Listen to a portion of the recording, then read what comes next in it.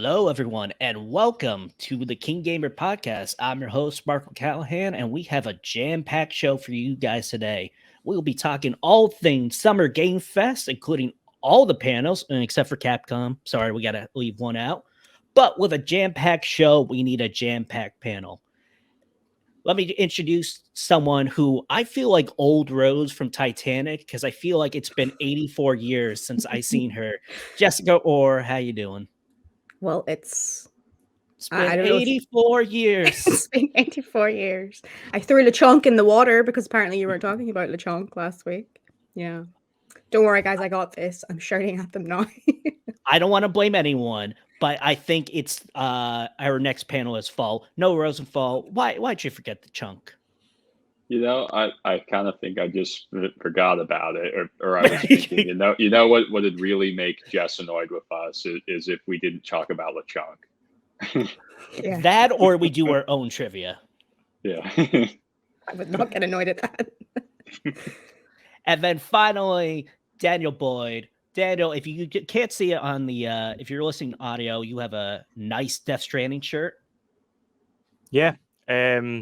I'm wearing this in honor of that other Stranding game that was announced. I'm sure we'll get to it, but there's another. Apparently, that's a genre now, so I thought I'd represent the genre. Which Stranding is a new one? So, yeah, let's do it. Stranding boys, let's band together. Stranding boys. Stranding boys. Oh, that is actually like a good '80s British punk rock name. Bet you it is. If I only had time boys to is definitely a band. That's Stranding boys. But before we get into all things Summer Game Fest, let's talk about the games we're playing right now. And I feel like this is the first time, besides doing like a game spoiler, that we have two people talking about the same game in the games we're playing right now. And that is Jessica and I. We are both playing the Quarry. Jessica, you are the resident horror fan here. I know you played at least till chapter 3, beginning of chapter 3. How do you like it so far? I mean, I haven't got to like really any of the. I'm not going to do spoilers or anything, but there hasn't been any. I haven't killed anybody yet. I haven't really got to what's going on here. So the main thing I'm getting at is that it has like great acting. Like it actually feels genuine. Like usually when you get these like teeny things, it's like Until Dawn was great. I loved it too, but it was a bit more cheesy. Still got the cheese vibes in this. I like all of the actors that are in it so far. Although David Arquette. He's definitely doing a cheesy performance, and I love it. He's the wholesome, like, shucks, come on, kids. Yeah, like it could just be Dewey on a scream, Yeah, I wouldn't expect anything less from David Arquette, to be honest. Yeah, don't worry. It's definitely David Arquette. It has to be a little weird of, like, your typecast as, like, the fishy, suspicious guy. He ends up a little bit lovable, though, Exactly. If you don't know what the Quarry is, it's from Supermassive Games. It is all about, in the similar vein of Until Dawn, it's about a group of counselors, of course, about to enter college. It is the last day of camp, but yet again, something happens. David Arquette, who plays Chris, he says, all right, stay in the cabin. Don't go outside. And they're like, okay, we're going to throw a kegger outside. And of course, evil happens, and you're making decisions, quick time events, deciding what paths you're on, all the good stuff if you love Until Dawn. And I feel like we haven't really had a true successor to that game until now. And I've been loving the hell out of it. Yeah, you've played a lot more than me. You're on like chapter 8 now? I started chapter 8, and I'm not really a nighttime person, but like when it's midnight, almost 1 o'clock, your controller dies, and it's like, okay, maybe I should probably go to bed. Because that is a game you can't really leave the controller up to fate. Yeah, no. Because all of a sudden, QTs, and it's like, you got to make a decision, and it's like, Yeah, the amount of times I get caught out on that playing Until Dawn, like, yeah. You need to Although, they are a little bit more generous in this, right? Like the big ones I've seen, I've been given time. The time I haven't seen like a timer go down. Does it happen later on, Mark? No, it actually caught me off guard because I thought it'd be a lot faster. So it would be like all of a sudden this, if you haven't played, like the circle would appear, and gives like a little motion to your little controller stick. I almost said Joy-Con. I'm like, nope, that's Nintendo. Your controller stick. Yeah, you know, your thing That's a that you play catch-all Pong. term. Yeah. Yeah, your little stick. And it's like a little flick, but I would do it too fast. I'm like, and it's like, whoa, champ, you got to slow down. Mm. Thank God there's no like motion controls. There's only like I think you probably encountered this, Jess. I think this is in chapter 2. Not really a big spoiler, but they have these things like when you're holding your breath, and you got to press down on X or A or which button for Xbox, and you just got to hold still and release at the right time. But other than that, that's basically it. Yeah, like they have movie mode as well, which I'm actually really interested to try after I do a playthrough. I want to know is this like, can you choose the paths that happen, or is this like a canon movie that they do for you? I haven't played movie mode in any of the Dark Pictures ones, so I'm not sure how that works. Yeah, me neither, but that is a trophy, so I will have to do it. I'm really interested to see what they do. Another thing I really liked about the Quarry was like the little tutorial videos you get when you got something like breathing or the QTEs, and it really sounded like, I can't remember his name, the guy from the Twilight Zone, Rod Sterling. Yeah. His voice doing a voiceover of this like kind of like Fallout graphics type cartoon. Little video, right, Mark? And it shows like a little like it's like a little tutorial. Like they present it like when you're a counselor and it's like a job training.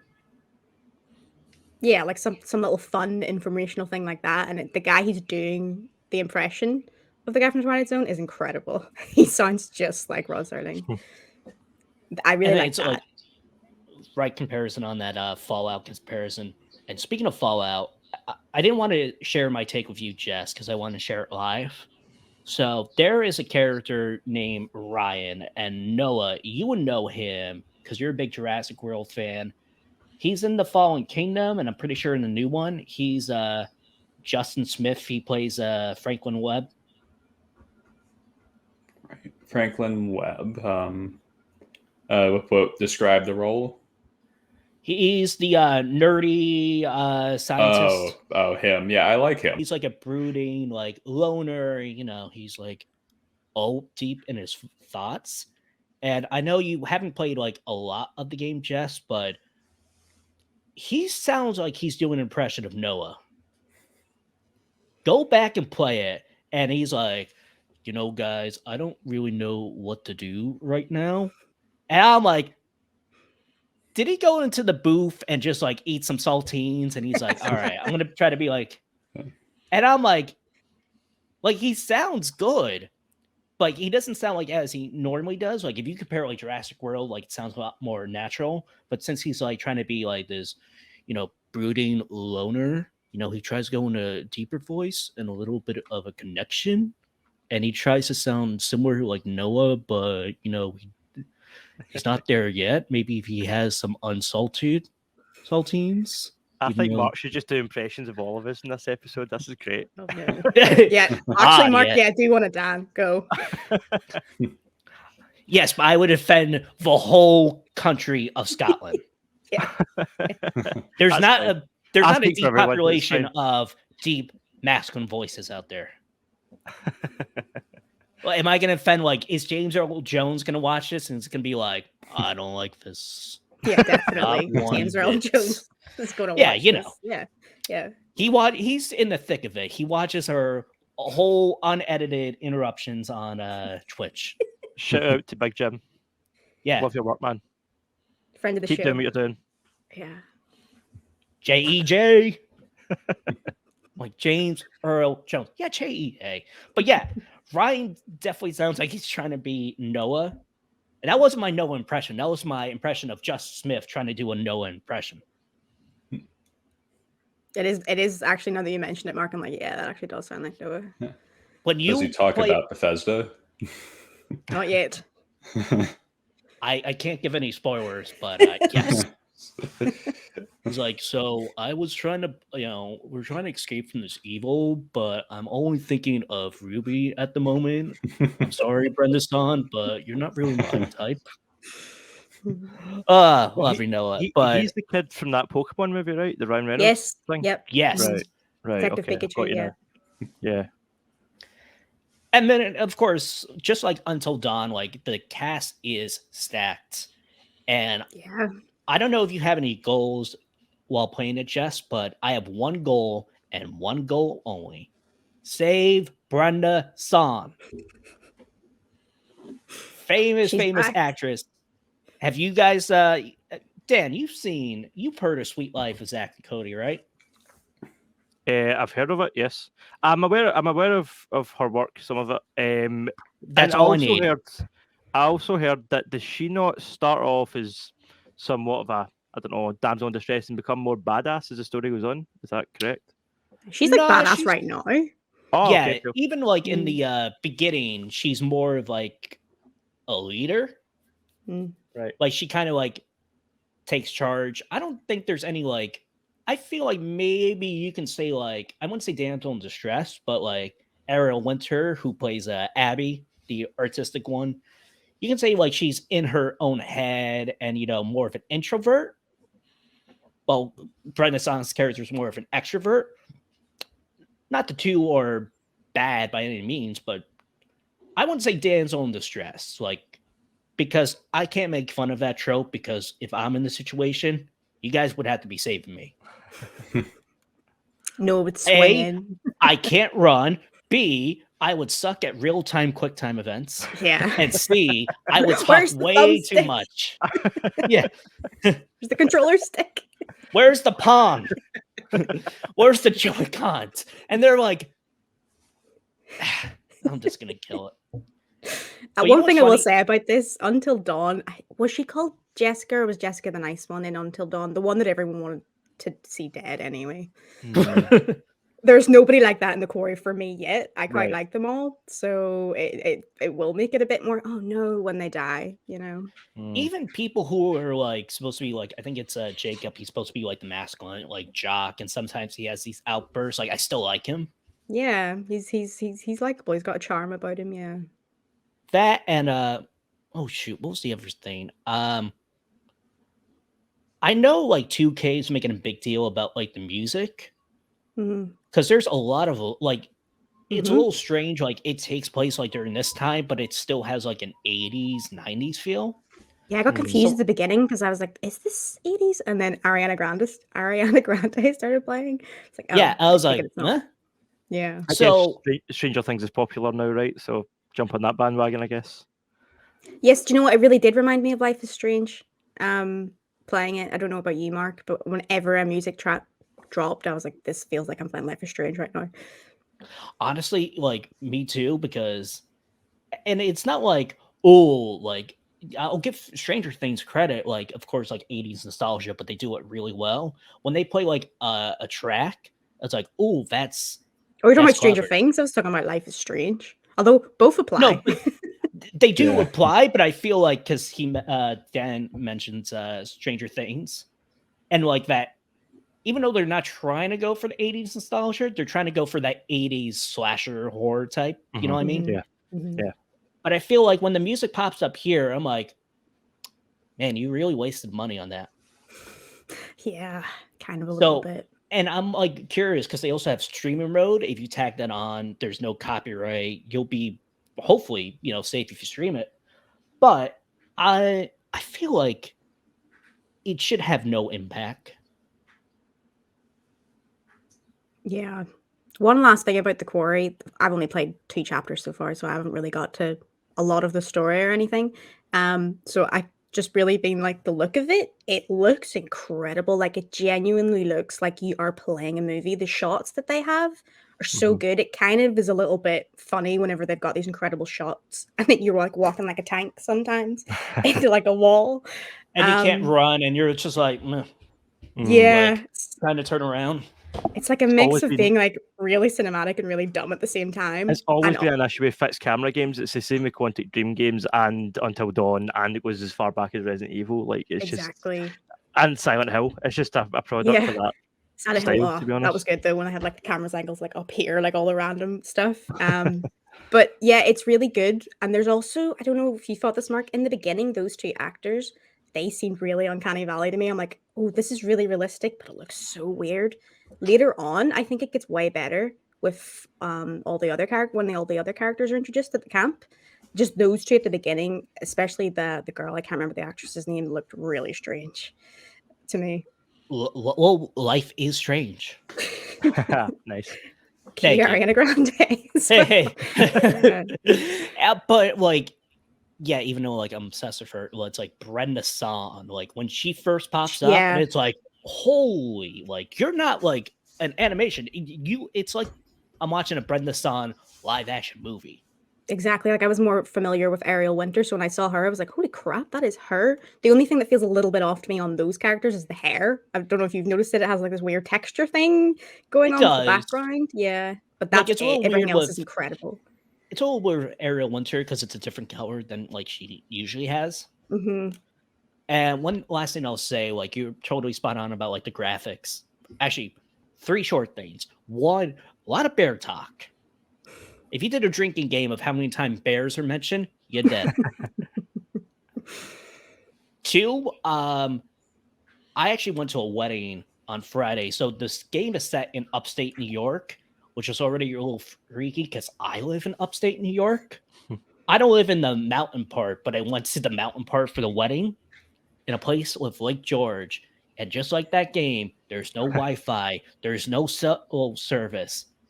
So I kind of felt like, as I was making like real-time decisions, like, do I have another drink or do I not? And it's just like the bars of like, ooh, I'm like, no drink. And 3, I was like, yeah, I'm going to buy this game, but am I going to buy it day 1? I kind of spoiled myself when I was looking up the trophy list. And without describing, like, it wasn't a big spoiler, but it mentioned what the evil, the monster, the antagonist is, and I'm like 100% on board. I'm in. Cool.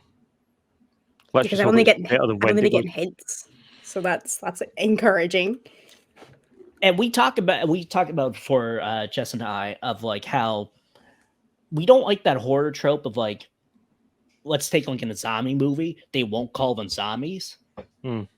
Whatever this monster is, they say it and it's like super dramatic, and I'm like, chills. Nice.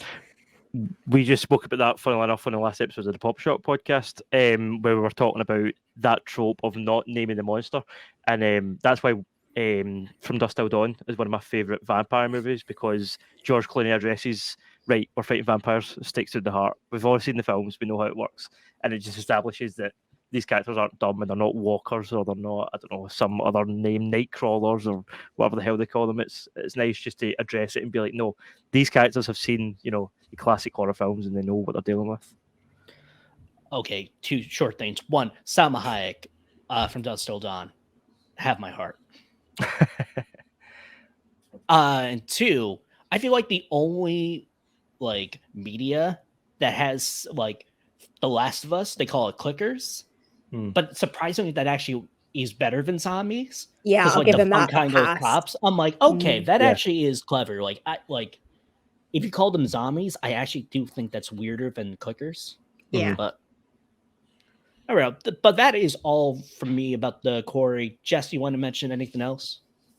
Think I covered everything. Haven't got too far into it yet. I'm really excited to play it when I get more time. I feel like I'm just going to do like a big session and try and complete it or get really near the end, because it's always fun whenever like the stressful. We didn't even mention, sorry, Mark, the passive aggressive fortune teller lady. Oh my who, gosh! At the end of every chapter, the collectible, and this is tarot cards. It's like, oh, you didn't bring a tarot card, did you not? Oh, disappointing. Yeah. Bring it next And time. she's like, nah. So, yeah. And she'll mention like whatever the tarot card, like you're a warrior, and I guess that's good. Hey, you want?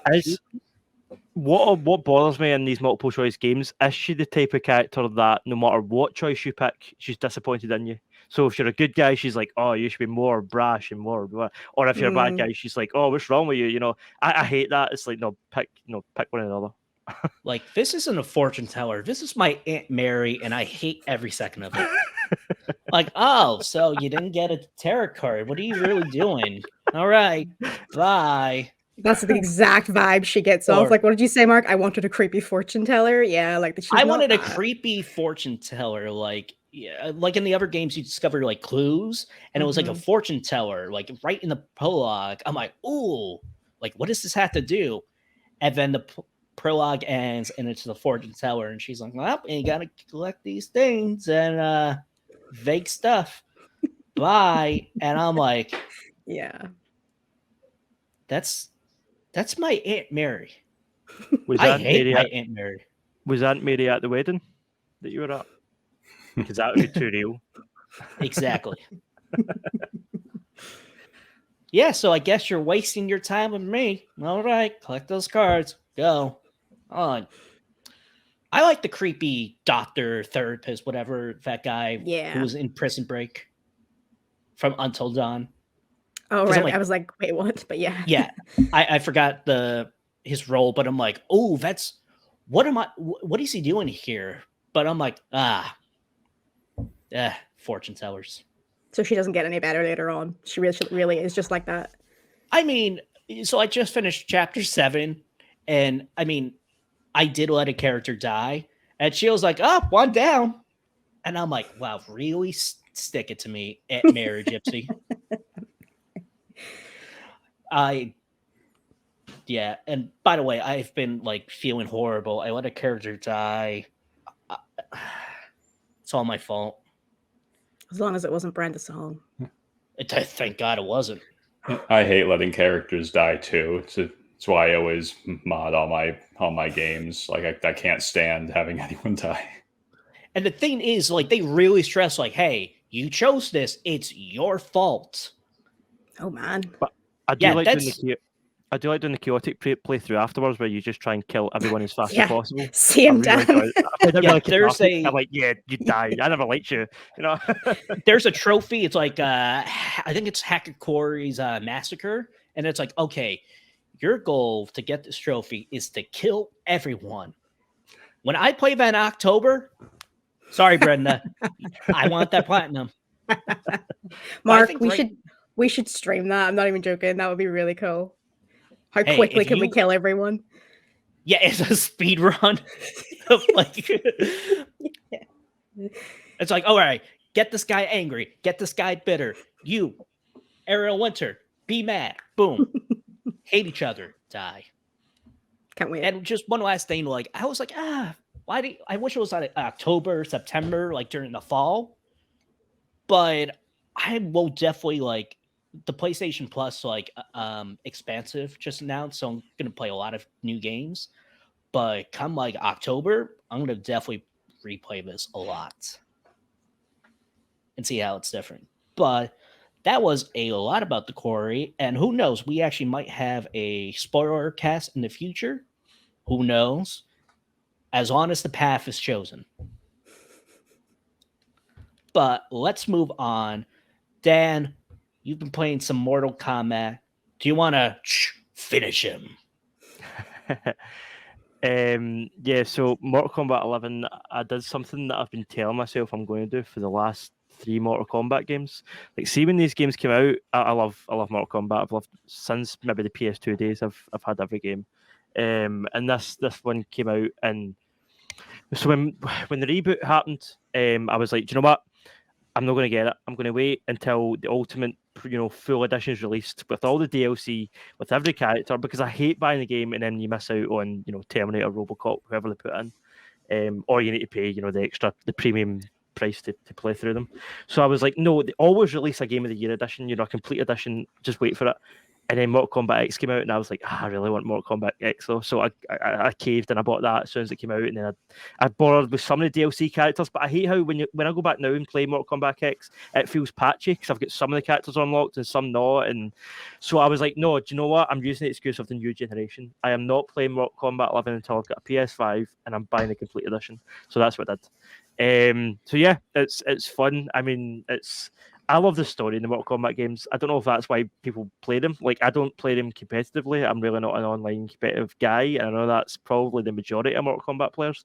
But I love the schlocky story. I love the kind of cheesy, almost, I don't know, 80s, 90s vibe. Everything feels, even though it looks glorious, it feels somewhat low budget in terms of the writing and the acting, but purposely done. Like, it's not bad, by accident. It's all there for a reason.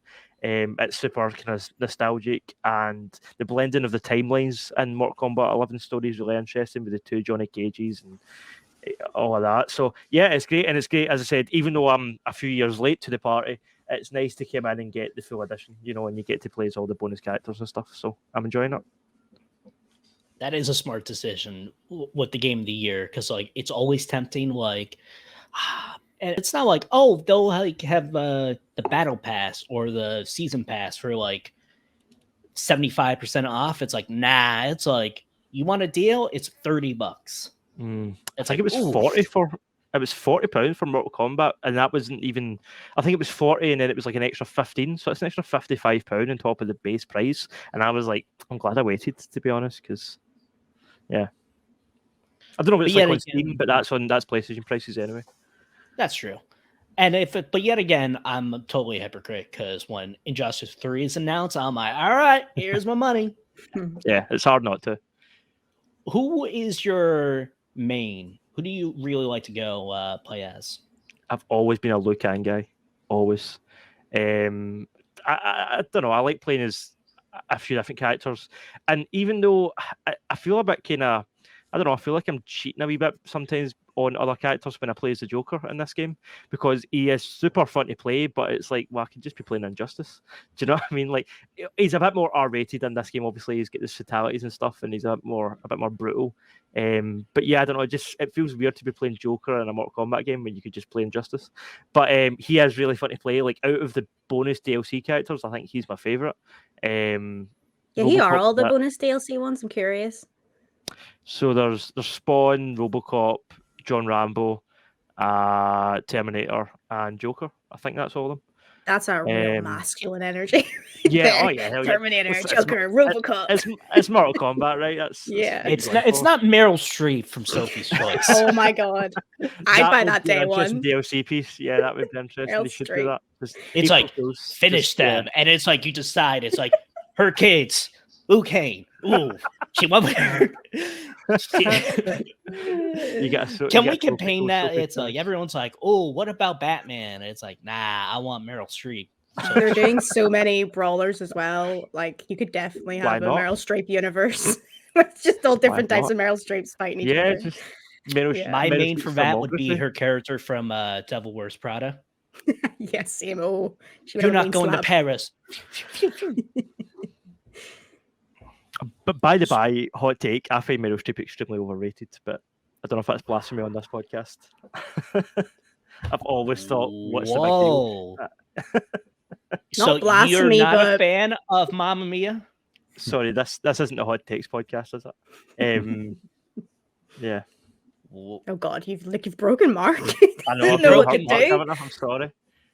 Oh my God! So you didn't even like Mamma Mia 2? Here we go again.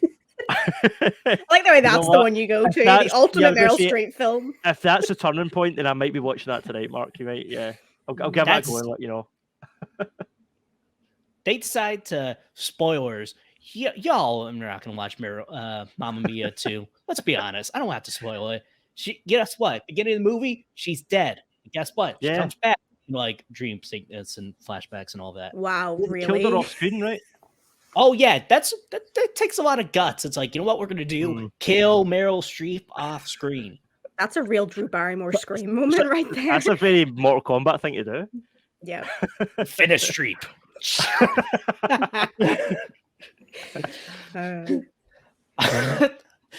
I'm like, oh, hey Dan, you're being really responsible for getting the game of the year, and now I'm like, I can't believe you son of a bitch hitting Meryl Streep like that. Yeah, I'm sorry. Listen, if she's in the next Mortal Kombat movie, then maybe I'll come round. We'll see. Well, it is getting a sequel. Yeah, not only the game but the movie. So Yeah, because that first one was successful apparently. It was, and I'm like, what? Wait, that was the #1 successful movie? Oh, well, okay. Yeah. You Some sure? strange decisions were made on that first movie, but anyway. Oh well. Anyway, so that was Mortal Kombat 11. Although now I want a sequel called Mortal Kombat. Wow, Mark, you are just Nice. banger after banger You're here. doing well. Mortal Kombat. Dun, dun, dun. She won an Oscar in 82. Yeah, 2011, even though it should have been Viola Davis. That's my hot take. That's not really the hot take. That is really the Iron Lady versus the Help. Mm. Ugh. Anyway, Noah, you're I don't even have a good transition. Noah, please make me feel better. I want to hear about your Fallout update. So I just did the Nuka World DLC. Yeah, not my favorite DLC, but this was my favorite time playing it because my character, the Red Fox, really fits it pretty well. It kind of leaned into the role playing and decided, you know what, she just destroyed the Institute, is disappointed with how her search for her missing son turned out, and now she wants to burn it all down. So she's joining these raiders. So yeah, so that kind of worked for me. I was like, okay, I'm gonna change her appearance. I made her hair a bit messier, and I gave her face paint. Yeah, and I find that the Nuka World clothing kind of like it's weird. One thing I've noticed playing as a woman is the clothing all is very weird in how it sculpts the female form so differently. Like it's like I put her in one outfit and she gains 10 pounds, another she's real skinny. So I'm like, yes, someone didn't get this right. But in Nuka World, it's always about right. So I'm like, okay, okay. So yeah, she's at a consistent weight, and I intentionally made her look almost a bit younger than she usually does, like she's going backwards. I wants to remember a time when her life was easy. So, Was it so a flashback I really, one? no, I just kind of imagined it. I like Yeah, how like- you go like real role play in these Bethesda games because I'm really boring and do the same thing again and again. So Yeah, I used to be that way. That kind of leans harder into role playing when I played Oblivion. I made like I really cared about what my character was doing and why he was doing it. So I just kind of imagined things. I mean, I'm really boring. I'm like, can I make my character Batman? Can I try to make my character Batman? Can I make it any superhero? Meanwhile, you build a whole DLC out of another DLC out of a other game, and I'm like, so Bruce Wayne. have you heard of Batman? Yeah, it's like this one He's character. a little known Yeah. character. Hmm. Fairly obscure. But Noah, you're gonna hate me. I know the perfect fan cast for your character. Who? A woman I love, near and dear to my heart. Daniel's mortal enemies. Meryl Streep. Kombat herself. She can pull it off. All I'm saying. Tragic Meryl backstory. Oh yeah. Okay, I could feel that. You need to promise your next playthrough you will create Meryl Streep. You're not going to Nuke World. It's good to know that Meryl Streep's next two roles are Mortal Kombat 2 and the Fallout sequel. Yeah, she's putting some legitimacy into this. Talk about range, right? Talk about range. Mhm. Oh, she. Look, Dan's a Huge fan one. already. That's all she needed. You're winning me over. Mhm.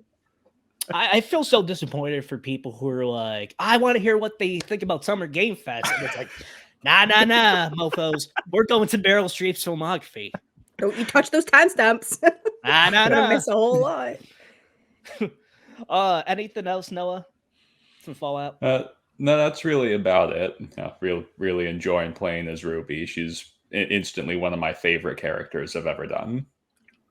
No joke. I would love if somehow Bethesda listened to this and made her a main character or a character. Just Right. make this like officially canon. It's canon in my heart. but it's funny how Jessica mentioned how Mortal Kombat, the DLC, is very masculine.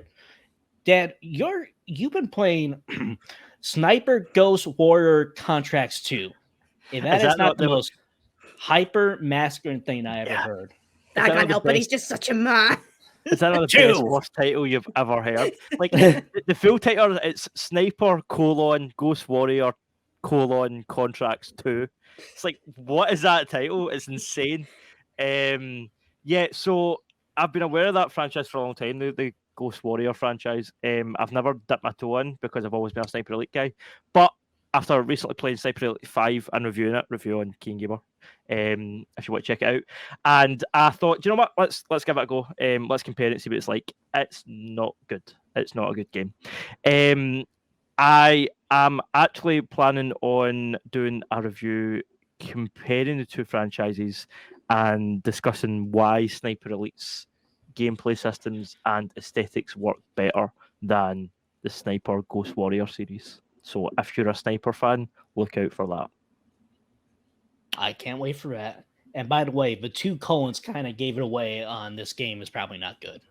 Yeah. No, it's not. Colin, to be fair. You can't even, like, obviously in Sniper Elite you've got your headshots, and then the other game you get headshots, but you can't blow his nuts off in Sniper Ghost I was Warrior. actually So just about to ask you. you're What's the instantly nut losing blowing off points. like? Do you know what I mean? You're instantly losing points there. So Yeah. what's You the know, I point, zoned really? out for 1 second and I came back on that sentence.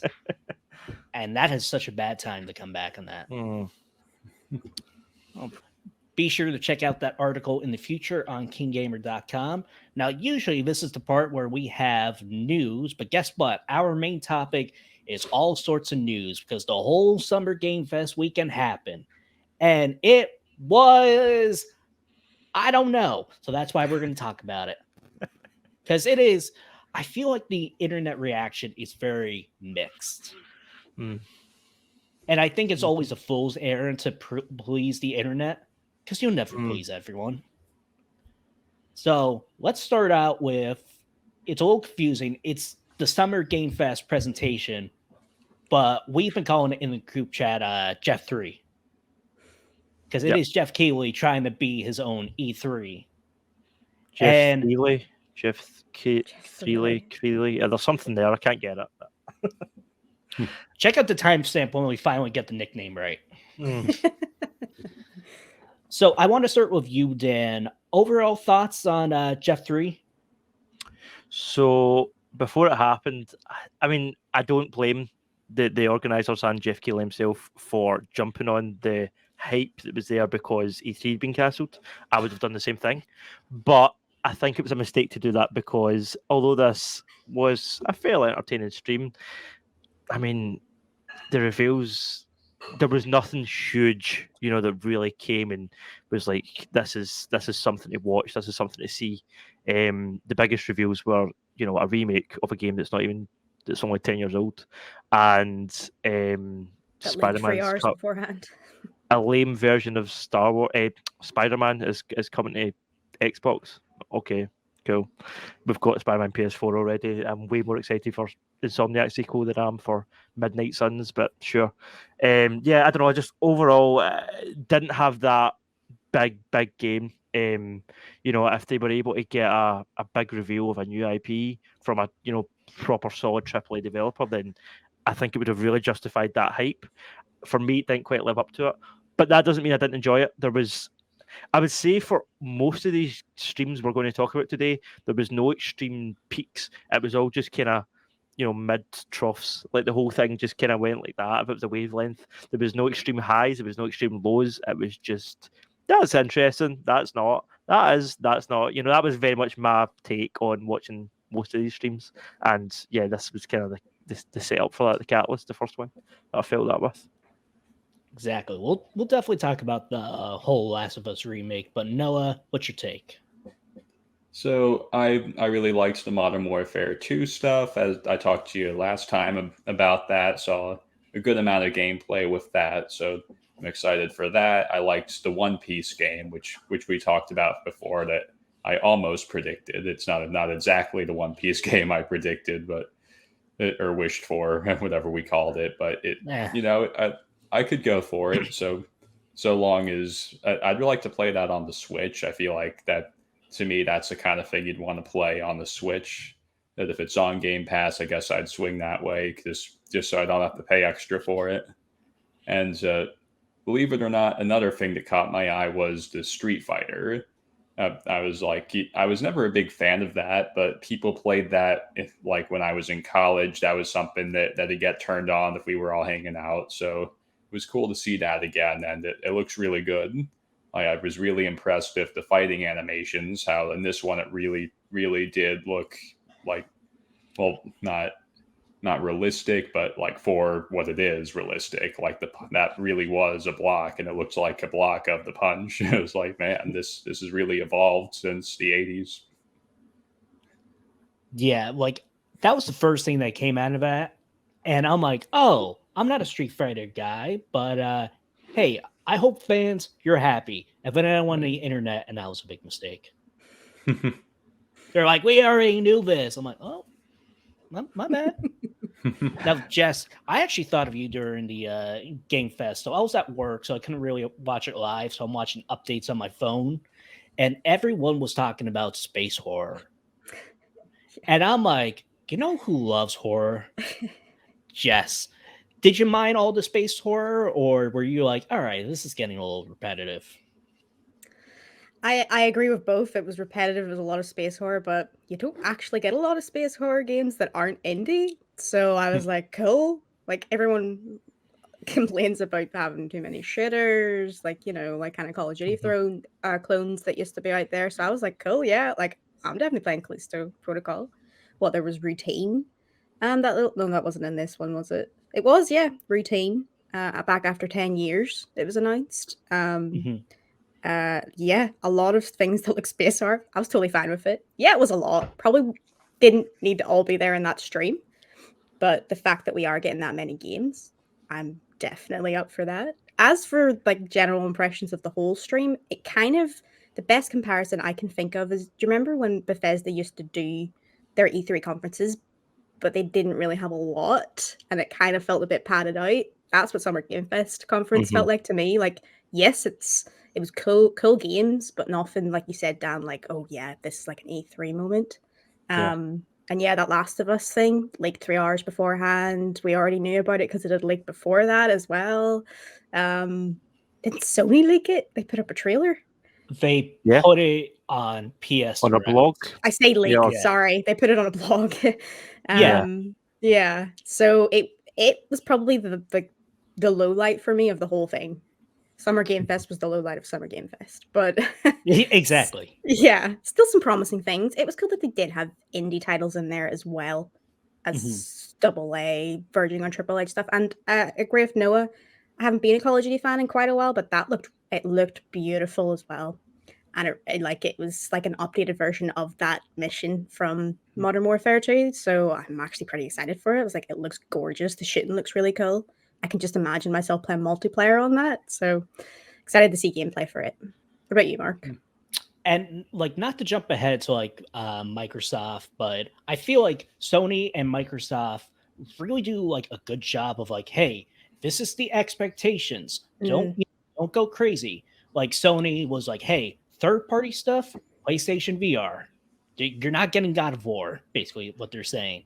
And then Microsoft, first thing was like, hey, we're showing things that are going to be released within the next year.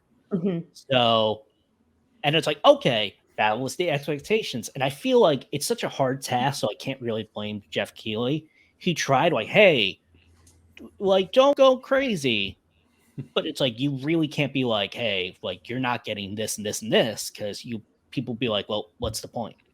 Yeah, like it feels like he wants to build hype for it because he's trying to establish this as like the place where E3 is now, basically, because there was no E3. So you have to build hype, but you also have to manage expectations. So it's a bit hard, catch-22 type thing.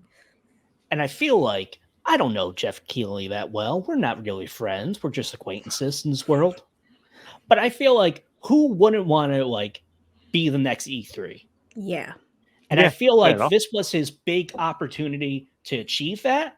And I think, unfortunately for him, it's not his fault, really. I don't think he achieved that. I was going to say the same thing. This year was really the year to capitalize on that and get a huge title and say, really make his stamp on the sort of gaming circuit. Whereas next year we're probably going to have E3 again, as far as we know at the minute. E3 2023 is going ahead.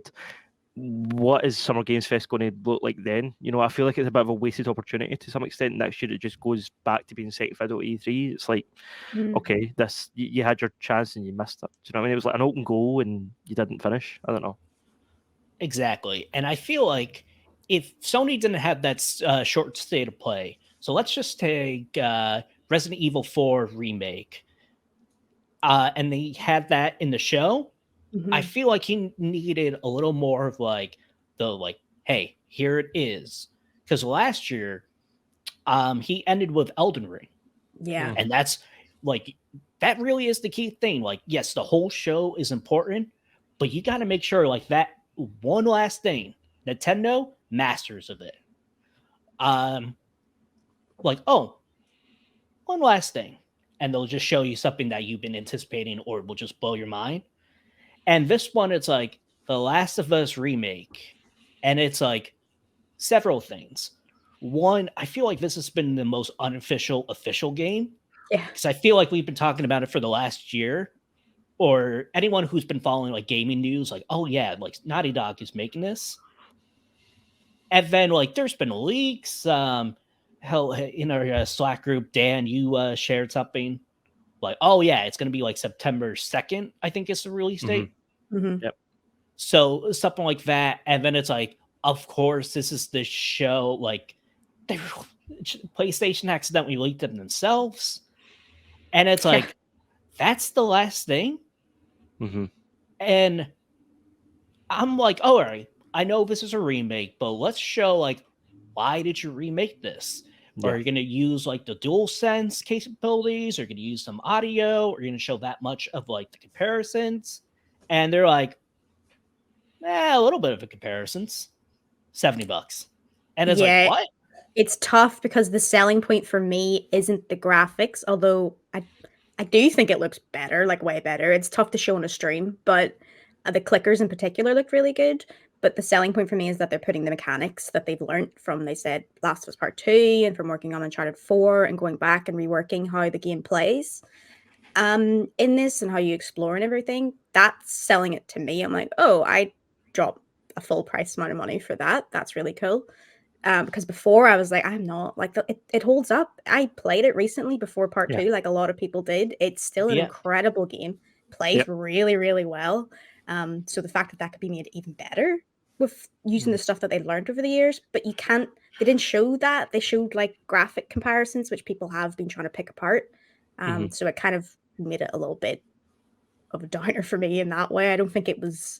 And then the multiplayer thing where it was an image, here's the multiplayer, we're making, here's an image. It's going to be big. There you go. And the thing is, let me just preface this by saying up front, maybe not day one, but I will probably buy the remake. And probably at full price. Maybe I'm lucky with a football bet. And I'm why not? See, I don't see me doing that. I'm really not sold. I think, we keep talking about the leak, but to be honest with you, I think this was a weak reveal without that. I think even if we didn't know anything about it, it was still a weak reveal to end on. I think, like you guys are saying, the biggest task this game has in my eyes is justifying its own existence. And I don't feel like this trailer did that. I feel like the fact they're calling it Part 1 just purely to tie in with Part 2, it's is that why you made this game, just so you could have Last of Us Part 1 and Part 2? Because that's what it feels like. It feels like, I mean, I've heard rumours that the reason this was developed was because the team literally didn't have anything else to do, and the upper management was like, you know what, remake The Last of Us, there's a show coming out, and let's just redo that. And it just feels, and then there's a whole thing where Bruce Straley and Neil Druckmann were both responsible for that first game. This remake, it's purely Neil Druckmann. So there's also that slight contention behind the scenes, and I don't know, I'm not sold at all. I don't like, although, to be honest with you, when I was watching that, I was like, does this look any better? And then I seen the side-by-side comparisons, and sure, the lighting's better, the environments are slightly better, it's incremental, but it's there. But the character designs, I don't know, they just seem, it's hard to tell for trailer, obviously it's a snippet, but Ellie seems way more confident at certain stages of the game than she should be at that point, because in that first game she was still this naive, innocent young girl, inexperienced, didn't have a clue what she was doing, just kind of fumbling her way through to survive. You see some scenes here where she's like holding the bow, holding the rifle. She looks way more sure of herself, as if she's kind of done it before. And I don't know if I buy that. Also, Joel seems to be a bit more comfy dad in this remake, just purely going based on his character design. Whereas in the original, he's more of a kind of hardened survivor. And the whole point of that first game is that he meets this young girl who brings him round to that comfy dad that we know from the second game. But to start off as that, it just seems like the characters haven't earned it yet. Although we know that's where they go because we've played these games. I don't know. It just seems a bit. I'm not sold personally. I don't see me getting it at this point. And the multiplayer doesn't do anything for me because I'm not a multiplayer guy. So I totally understand all of those points. And I think it's like, even if it I was imagining this remake would be $40 or something like that, like something lower than the standard now 70 for these next gens. But yet again, if you have PlayStation Plus, at least the extra, which is the middle tier, you get The Last of Us remastered. And it's a little weird. You're right, Jess. I think the best comparison is the clickers. Very detailed, very cool. On the other hand, it's I actually like the designs and it looks better in the remaster. That's not good. Yeah, it's a little George Lucas going back and altering Star Wars, Yeah. Just leave it. I hate how good that comparison is. Because you never want to have that comparison. No, you don't. That's never oh, you know what you're doing. It's you do, and it's not really good. Yeah, I mean, I'm the same as you, Mark. I'm you don't need to do it. But I'm am I going to get it day? I really want to know what the gameplay is like. I really want to know how they've changed it. Because I still love the gameplay in the first one. There's aspects of it I prefer more than part 2. So I want to see it playing, not just here's the cutscene side by side. If they're hey, we really optimized the gameplay for PlayStation 5, I'll be okay. That's a lot more of okay, yeah, I can put that in the pros. But right now, it's there's a lot of cons. And even then, yeah. What I can't wrap my head around, like we're saying, the remaster's still a totally playable, enjoyable game. Why, when you've got Uncharted's Drake's Fortune sitting there, a game that could do with a remake, that when you do play the original Uncharted, it feels dated, it looks dated. Uncharted's just had a movie, so that's still a popular franchise. Why not redo the first Uncharted game? If you're going to do a remake, why choose Last of Us? It's just baffling. I get it because it's the TV show, and you are right, the movie did come out, but when The Witcher, the Netflix show, came out, the sales from Witcher 3 really rose up, and I feel are you going to have Uncharted, which will be talked about for 2 weekends, or I don't know how many episodes is The Last of Us, but let's just say at least 6. Sure. You get 6 weeks and that build up, and transitioning to the whole Last of Us presentation, I'm not a multiplayer guy, but I'm oh, that image looks cool. I actually might play that game. Or for someone who's not really a multiplayer guy, big step, big baby step. And 2, if they would have ended, I'm not talking full on trailer, I'm talking about a little teaser of the HBO show. Yeah, I would actually like that better than the remake. Yeah, I am looking forward to the TV show more than I am the remake, if I'm honest. I can't wait to see what they're doing. Yeah, Right, because all the production stills, we finally see an official front side.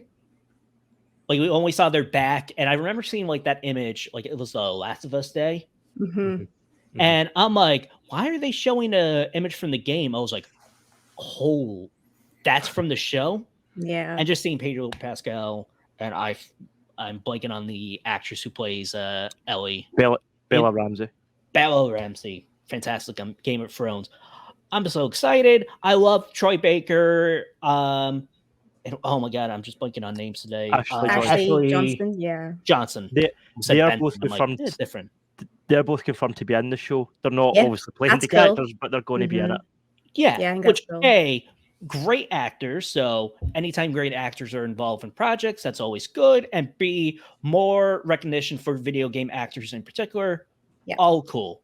And then the remake, even if it wasn't leaked out beforehand, like a couple hours before, I still feel like this is like that's the final note. Yeah. Mhm. I don't. Yeah. It feels like they're limping over the finish line. Yeah. Exactly. And I feel like if he had like imagine now this is like the dangers of doing like prediction stuff because it's like, my predictions didn't come true. And it's like, well, yeah, dummy, it probably wasn't. I'm talking to myself. I'm not talking to you, dear listeners. Really thought Fallout 5 was gonna happen, and then they're like, nope. I'm like, oh, I can't be right, but we'll get into that. Yeah, can Noah's prediction be that he was shot you down? Yes. Be accurate. Yeah. Exactly. Yeah, you're not the only person that told me that. Like someone in one of my Discord channels predicted we'll get some Fallout 5 thing, and I was like, why are so many people saying this? I always thought was reasonable. It was like a 30-second, like, hey, we're gonna work on this. Not like, and then they're like, in the 12 months. I'm like, okay, maybe we'll get announced. Like, literally, I'm wrong about that. But imagine, like, going back to the Elden Ring, like, imagine, like, there was DLC and they get announced. Big note to go on. That I feel like it would get bumped up, but I feel like we're getting a little too negative. I feel like there was some highlights. I mean, you guys mentioned the Modern Warfare 2 remastered, or I guess maybe just a remake. It's more accurate. It's a sequel to the remake of Modern Warfare. Yeah. So it's a remake. It's like the Resident 4 yeah, remake. But you it's wouldn't a sequel to you wouldn't call it Modern Warfare 2 remake because it's continuing on with the continuity of the Modern Warfare remake. Sure. Yeah, that makes sense. Yeah, Call of Duty. Yeah, guns. Boom, boom, boom, boom. Hyper masculine, but we're like, well, technically in this art medium, that is a remake. And it's like, yeah, that's what COD fans want. So Noah, was there any highlights of other games that stood out to you during the Jet 3? No, I think I said it all. Fair enough. Jess, what about you? Yeah, I was talking about Space Horror. We actually got gameplay for the Callisto Protocol, which was really cool. And I mean, I'm not the first person to have said this. Jesus, it's just Dead Space. I know he worked on Dead Space. He was a producer. I can't remember if he was a co-creator. But he was very influential in that game, and it really shows. Like they're stomping the thing on the back of his neck instead of his spine. Shooting limbs. Yeah, the shooting limbs, the way you could change the look of the gun. It was all just, if you told me that was Dead Space gameplay of the remake, I'd be like, yeah, it is. But it looked awesome. It's coming out in December 2nd, and then we get Dead Space remake in January. I can't remember the exact date, but that's going to be an awesome 2 months. That stood out to me. I like that we got gameplay for it finally. We got a snippet of Aliens Dark Descent, which anytime there's an Aliens property, I'm like, yeah, I'll play it. But it was quite honestly like 1 second of gameplay right at the end of the CGI trailer. That was a little disappointing. Also, Dan, wanted to talk to you about the Layers of Fear thing. Did you think it was going to be Silent Hill? Because I thought it was going to be Silent Hill. Yeah, when I seen Bluebird, I was like, no, here we go. It's just another disappointment. Yeah. I feel like anytime Blooper pops up now, you're like, no, okay. That PTSD kicks in. Yeah. Exactly. It's abandoned. It's abandoned. No, it's not. One other one I really wanted to shout out that looks awesome. I saw some people playing this. I didn't get to play the demo. Metal Hellsinger, the rhythm game that it's like plays like Doom with the heavy metal, like System of a Down there in the background. My God, I can't wait to play it. It's coming out September 15th. That was the highlights for the Summer Game Fest presentation for me. All right, Dan, what about you? Yeah, so just want to touch on 2 that Jessica mentioned. Aliens. I didn't know anything about this game. I believe this was a world premiere. I don't think anything knew about this. I naively thought this was the big reveal. See, when this came on, I thought this is a sequel to Alien Isolation. Here we go. Me too. We've been wanting a proper AAA horror, except it's a sequel, so it's Aliens, it's more action-based. This is going to be awesome. Oh, no, it's an isometric shooter. I don't care. That was such a letdown for me. That CGI trailer was so cool. I was so involved. I was ready to... I don't know, get hyped for a sequel to Isolation. But no, it's just a dumb isometric shooter. I don't care. Yeah, that was a real letdown. That was a real disappointment for me. However, my favorite reveal was the Callisto Protocol. We've known that something from the developer of Dead Space has been coming, so to see this properly revealed and see the gameplay and see as Jessica saying, the aesthetics that line up a lot with Dead Space, which I'm a huge fan of, was exciting. And yeah, do you know what? It's more Dead Space, and I don't care. Sign me up, give me it, I'll take it. I'll play the shit out of this, and I'll also play the remake, and I'll enjoy both of them.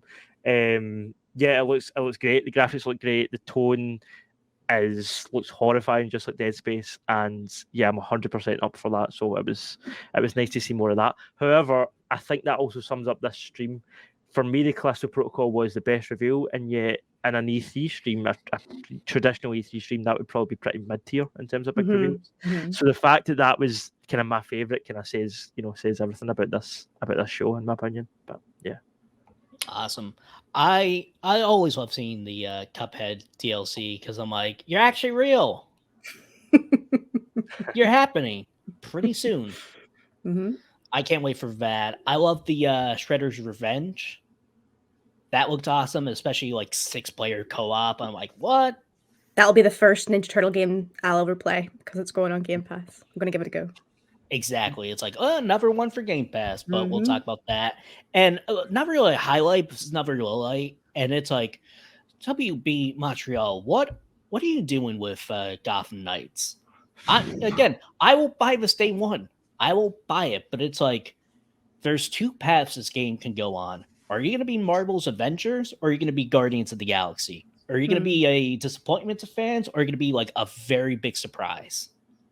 And like that trailer, and it was like, really? That was the second to last thing? Like, not even like a big reveal at the end. It was like, Nightwing fights an even bigger goon. And it's like, ooh. Yeah, you look at this, it's my non-existent Goosebumps. Like, you should have developed a Superman game, but maybe I'm just bitter about that. But yet again, I want this game to succeed, so they make a Superman game. Yeah, maybe I should have been part of the marketing. Yep. I should be part of the marketing, but oh well. Let's all just buy 4 copies anyway. Yeah, get that Superman game made. Woo. Yeah. So, is anyone hyped for Midnight Suns? I'm looking forward to it. I was going to mention that. Like the trailer, like even though like the style of game, like this card-based thing, like they're getting me excited for a game I usually wouldn't buy. Yeah, like a Marvel fanboy, but they're going for like this extreme, like, I don't know what genre you can call it, but let's call it heavy metal Meatloaf covers, if that makes any sense. And I think you have Metallica as your trailer music, like, all right, let's go. So I actually am hyped, but it's like they are actually doing a really good job of selling me that game. But I'm like, whoa, Mark. You looked at the gameplay. It's this card thing. Like, maybe wait for sale. Yeah, it's again, like, to me, if you stick a superhero license now on, I'm like, okay, I'm immediately interested. Is this game going to be good or not? But you're right. I wouldn't have, if this had any other look to it, aesthetic to it, I don't think I'd be interested. But at the moment, because it's from Firaxis, who did XCOM, which was pretty good, although not my favorite genre, I am interested. I know it's at least got like talent behind it. It's not just here's a license slapped on a subpar game. Are you not excited for it, Dan, then? I kind of feel like this is aimed at people like me. It's trying to like hoodwink people like me, where it's like, yeah, you hate turn-based strategy games, but look, this one has superheroes, and it's like, I'm not going to fall for that. This is just going to be another turn-based strategy card game. I hate those kind of games. Whereas me and Mark are like, here you go. But I'm like Rick and Morty. You son of a bitch, I'm in. Yeah, well, that's what it's like. It's like, look, it's Spider-Man. You like Spider-Man. It's like, I'm not going to buy your shitty card game, but yeah. And I'm like, that's my card game. Okay. Yeah. So before we move on, out of 10, what do you guys give it? Jeff 3. Jess, let's go with you. I'll give it a Jeff 6. Jeff 6. Noah, what do you give a Jeff 1, Jeff 2? On the Jeff They're- scale. How many Jeffs Yeah. is this out of 10? Yeah. I'm gonna go 7 Jeffs. So My name is Alright. Jeff. Dan, how many Jeffs do you give this? Right in the middle, 5 Jeffs. Honestly, if that's where I'm going, I'm giving it a half Jeff. Half. Half Jeff? Yeah, which half? I don't know. Which Jeff half of full or Jeff? Jeff half empty? Yeah. Are you more of a legs or you like the torso? I don't know. It's all up to you. No, half of a 10 is 5. 5 Jeffs. I won't be cruel and just cut off like 5 full Jeffs. 5 full Jeffs. I could have done 5.5. Like with a big trench coat on. Hi, we want like 1 ticket for Game Pass. Summer Game Fest. And they're like, whoa, like there's so many Jeffs. Here's a space horror. Hi, we're here to see Kojima. It's like, nice try, Jeff. Okay. Moving on. So we have Devolver Digital showcasing all their indie stuff, and I love this presentation. God, You it's only so got like good. 5 reveals, trailers, but the whole story behind it, it's super tongue-in-cheek. It's a fun, corny vibe. Very funny. Yeah, it's Jess, what did you- genuinely funny. Yeah, that's It what is. surprises me with Devolver constantly. Whoever writes this stuff needs a pet rise. Like it's so good. Like when they love the- interject it with the trailer, sometimes you're like, oh no, I was enjoying that. But then you know it's a really cool game. Exactly. It's like, oh, I want to see more, but it's like, oh, that trailer, like that was pretty cool. And when you go back and they're trying to convince their boss, like, I don't even know how to explain it. If you haven't seen, You need the to watch it. presentation- Yeah, like Yeah. seriously, pause, go watch, come back. It is really funny and worth your time. It's only 30 minutes, and all the games featured are really cool. I forget the name of the last one, but it kind of reminded me of like Super Mario. Like it was like the Paper Mario The that Plucky you're Squire? 2D. Plucky Squire. Like you're Mhm. 2D, but then you're 3D. Mm-hmm. It But looks this really, 3D really is cool. actually like this. I won't say open world, but you know, like the platformer, like Spyro, Ratchet and Clank kind of style. Mm-hmm. Imagine that, but it was like Toy Story. Yeah, that's a good description. Yeah. I thought it And- looked really cool. Like both the 2D and the 3D moments. Exactly. And I'm like, oh, like this. Wow. And I think that was their second to last game. Because I know Yeah. it was either that or like it was the skate game. That was the last one. Or the last one That I was was. interested in anyway. Yeah. Yeah. That Noah- skate game looked really cool. It did. Noah, what you think of the whole presentation? You know, it was nice to kind of get that more the more basic, more relaxed kind of stuff after the first day. We got, all the action, all the really graphically impressive games. Just looking at these, like you said, Toy Story kind of things, I was like, this is refreshing. I like this. Dan, what about you?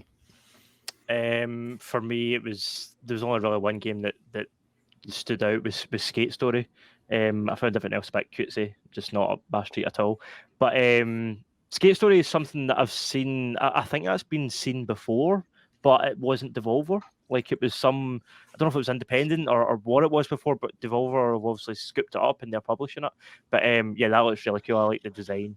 It's just the aesthetics are really cool, and I think it'll look great on a big HDR TV. And I kind of been like hyping up this comparison reference to like Devolver Digital's presentation and then everyone else, like the big Microsoft Summer Game Fest, Jeff 3. I think so. Only Dan has seen the movie Boogie Nights. So Boogie Nights, it came out in the late 90s and it was about Mark Wahlberg. He's fresh out of like high school, it's like 1920. And he gets recruited by Burt Reynolds to be in adult movies, and he becomes this big star. So Burt Reynolds, he's like, I don't want to say classy, but he's like, I want like my movies to have a story. I want to have like substance. While other people are like, it's sex. Just show them sex. I feel like having the story and like this charm to it was great. And not saying like the other ones are a bad thing. Like you can't have like a Devolver Digital presentation apply to Jeff 3. Yeah. Because people are gonna get real mad at you. Mm. But yet again, not a bad thing. You've just showed games. Was that worth it, guys? Was that worth? You explained it perfectly. Thank you. And I didn't explain it too graphic, so yay. I agree that it's refreshing to see something a bit more creative and original than just, hey, this is a game we've been working on. We've been working on it for the last, like, yeah, to see something a bit more creative and actually, I don't know, well thought out and kind of had an arc and of itself was refreshing. Yeah, I'll give it that. Yeah, and the whole like making fun of the whole gaming landscapes today, the whole like presentation showcase kind of thing, like yeah, this presentation isn't as funny without the other presentations being what they are, you know? Yeah. Like, And yeah. that's the thing. There's not many other companies that can pull off that meta humor like Devolver can. I feel like they can kind of get away with it because they're somewhat of kind of rogues in the industry. Whereas if Microsoft or some big corporation tried this, you'd be like, ugh. You can't laugh at yourselves. This is weird. It'll be like The Rock being like, huh, Microsoft. We forgot to talk about The Rock. That was a real low light for Summer Game Fest. That was bad. So I gotta, you know what? I'm going 4.5 Jeffs on that one. Yeah, hold on. Yeah, let's cut these Jeffs down. Just lost half a Jeff. You lost. And Jeff just lost his legs. Thanks, Black Adam. Yeah, well, it was. We're in his gym, really here, and he's so bluntly promoting that energy drink, like what this. Yeah. But he told us all to enjoy our gaming. It's like, here's this, like, I love, and I know I said like, hey, I wish the last thing like it was revealed, like the HBO, like just some teaser, like a 30-second thing to get like, I would love that, and I'm really looking forward to Black Adam. But man, that was so random. And it's like, is Jeff Keighley getting threatened by The Rock? Is he like, hey, smell what I'm cooking, and it's you. Let me have 5 minutes. And it's like, yeah, Dwayne. It's like, call me The Rock. It's like, Rock. Yes, Mr. Rock. Mr. Rock to you, actually. Yeah, it's was like DJ. It's like no one calls you DJ. We've all seen The Rock cutting promos in WWE and advertising his own stuff. He can do like 10 times better than what he did there. Like that was I'm sorry, Jeff Keighley. You lost your legs. Rightly so. But going back to Devolver Digital, like if you haven't watched it, watch it. I won't even spoil it for you. I think it's just funny, camping, charming. Anything else? Yep. Angerfoot. I didn't talk about the game Angerfoot. It looked really cool, like a 3D Hotline Miami is what I've seen being batting about, and I'm like, yeah, that's what it sounds like. I think there was a demo out, but I didn't get to play it. It looked really cool, and like it had such a Devolver Digital feel. Like I know they're a publisher, but you're like, yeah, this is a Devolver Digital game, And they actually made fun of that fact in the trailer, like, oh, so you make games. It's like, nah, we publish them. And it's like, that's not the same thing. So you take other people's work and it's like, Yeah, they're like, basically we're heroes. Yeah. Like, if Microsoft did that, or it's like, wow, you bought Activision for $7 billion. Oh, they also had, sorry to spoil, but one of my favorite jokes was, it was like, yeah, an Xbox bought Bethesda again just because they could. Like, it was really good. Or them trying to convince their boss, like, we'll own everything. And they're like, yeah. And it would be really bad. It's like, okay, so what's wrong? All the actors in that were incredible as well. They were so good. Basically, they're like, we don't know how to do that. We barely know how to run our own company. Exactly. Yeah. It's only like 30 minutes. It's not like an hour. It's not 2 hours. Like, It's really good. So watch that. A little short rating. Out of 10 trailer robots, again, watch the presentation to understand the reference. How many trailer robots you give? Me? Oh yeah, Jessica. Yeah. I'll give it. I'd give it a 9 trailer robots for the stuff around it, and like an 8 for the actual game trailers. Noah, how many trailer robots? I'm gonna go 8 trailer robots. Nice. Daniel? So as a presentation, sure, maybe a 7. For the games, I want like a 3. Like that. Ooh, what contrast. What did Skate Man, Story do to you? Thank God you went with that Meryl Streep hot take, because I would have been livid. I am going to give this 9 out of 10 trailer robots for the whole thing, for the games, for the presentation itself. All good. So I think next on our list, I mean, we have 2 paths for this. How about, yeah, Wholesome Games. I know, Noah, you've seen a little bit. Dan, I forgot, how much have you seen or haven't seen? Very, very little. I seen the games announced and I was like, none of these interest me, and that was me. That was really that's all the thought of putting in this stream, to be honest. In fairness, like if it was like Sniper : Wholesome Contract : If one of the Rainbow Pistol headshotted, then I would be a bit more in. But yeah, as it stands, Yeah, nah. you couldn't do ball shots in any of these. Well, maybe in the dating games, I don't know. That's a very violent end to the dating game. That ain't wholesome. That's is that not what you do? No, okay, never mind. You would have. Yeah, this feels like a weird Americans is how we segue do. to the Wholesome Games stream. We're anything but wholesome. I try to be like, guys, let's not curse, but it's like, shit, man. Jessica, if you don't follow her on Twitter, I'm pretty sure it's the Resi Jesse, right? Just at Resi Jesse. I don't know who the Resi Jesse is. Well, okay. I mean, you're the Resi Jesse, not like Resi Jesse 1, not Resi Jesse 2. No. The Resi Jesse. But again, just at Resi Jesse. Yeah. I'm really trying to hype you up, like, go follow her Twitter, but it'll be like, where is she? I know you watched the presentation. You actually wrote in your notes app, like you're giving a celebrity apology of all the games you're interested in. What game stood out to you?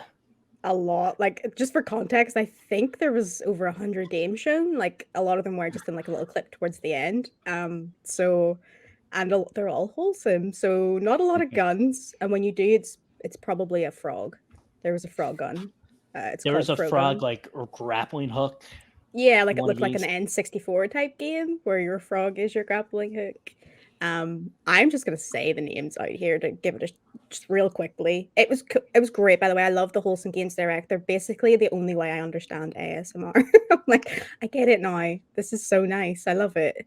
There's one called Bubblegum Galaxy. You create galaxies. It looks like a puzzle game, but then it has this weird story where you're doing the galaxy puzzle thing in a computer, but things go wrong and you lose galaxies. It looks good. Little Bear Chef. Yes. Did you see this, Mark? You play as a little bear and he's a chef. Again, this weekend has been really weird about bears. There's a lot of bear talk in Quarry. I swear, like it was announced this weekend, but I don't know what presentation. A game I've been looking forward to for a while. Bear and breakfast. You are a bear running a bed and breakfast. I'm in. Mark's like, take my money. Take my money. It's like you gave all your money for the Last of Us remake. I'm like, damn it. You could have bought 10 bear breakfasts. I know. Yeah. And that's actually coming out, like, I don't know if it's coming out same day Steam and Switch, but it's coming out July 28th, so day before my birthday. Happy birthday. Yeah, that's a... Take the hint. I want a Steam Deck. Steam Deck. Yeah, they're available. Are they? Yeah. eBay, $2,000. There we go. Like $2,000 for you is like how many pounds? Don't make me do that right now. But Little Bear Chef, I'm like, I love all this bear talk. Yeah, bears and frogs, and there's one called Solitaire, which is like a solitaire game, but it looks a little bit creepy, a little bit more like says your personality type, I think, in that one. There's so many here. There's one called Love Burb, which is one of those ridiculous another bird dating sim if you're interested. But they can reject you. Like it looks like a Why is that a genre? Like why is that a genre? I don't probably because people like me keep buying it. Speaking of dating games, there was what is it called? Kaiju, which is a kaiju dating game. It looks incredible. I'm going to buy it. There was like two kaijus battling each other by the Eiffel Tower, and then suddenly they're just making out. Indie video games, everybody. A really cool puzzle one called Paper Trail. Did any of you see this? I did. I was going to mention that. It like where you fold the pages over to try and make the path for you in a puzzle. Are you in a book? Yeah, you are in a book because you're turning pages. Yeah. It looked really cool. I love puzzle games, so that one really caught my attention. Any more from you, Mark? There was a music game. It was like something of Valley. I'm like, oh, yes. That looks cute. Yeah. But out of 10 wholesome puppies, what do you give this presentation? I'd give this. Well, I don't want to do half puppies. I guess I'll give it a 9. 9 wholesome puppies. I think the crazy thing is, it's like if there's wholesome puppies, what are evil puppies? My housemate's dog, perhaps. So out of 10 of your housemate's dog, you can give half one. It'll be really awkward living. Okay, Spot, do you want your face or you want your legs? Fine. But I give this, like, I almost said half. I'm like, nah, I'm not a monster. I give this a 7. Like, it was good, just average. Like, all right. Some things I'll add to my game list, but... And then one final mini showcase before we get on to the big guns. I didn't watch this. I don't think for two guys. Jess, did you watch the Guerrilla showcase? I did. It was kind of in the background, but there was some cool games, and I always like to shout out indies when I get the chance because we'll do Xbox and stuff soon. There's one called Right Up My Alley. Not for the reason for the title. It's called Ugly. It's a puzzle game, and it's got like a reflection mechanic, so it's a 2D like side-scrolling type one. So it's got like horror vibes. It really reminded me of Binding of Isaac, like that sort of really weird horror, like you're playing a kid with this reflection. Seems like a cool side-scrolling puzzle game. This one I just wanted to shout out for the title as well. I'm sure it's interesting, but I was a teenage exocolonist. It is a survival game mixed with a card game, mixed with a dating and life sim mashup game. Like they're really going all out. Like, do you like one of these things? Here you go.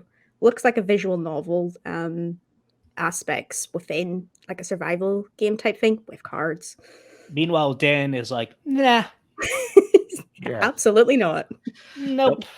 Not for me. Signalis. It's a survival horror, like isometric type game. It reminded me of the old Fallout graphics. Like that way. They're trying to like get that sort of retro vibe, but not quite 8-bit and 16-bit. WrestleQuest was mentioned again, and I'm so looking forward to this, like an RPG. Would it be 18-bit, 16-bit type wrestling game? Are any of you interested in this?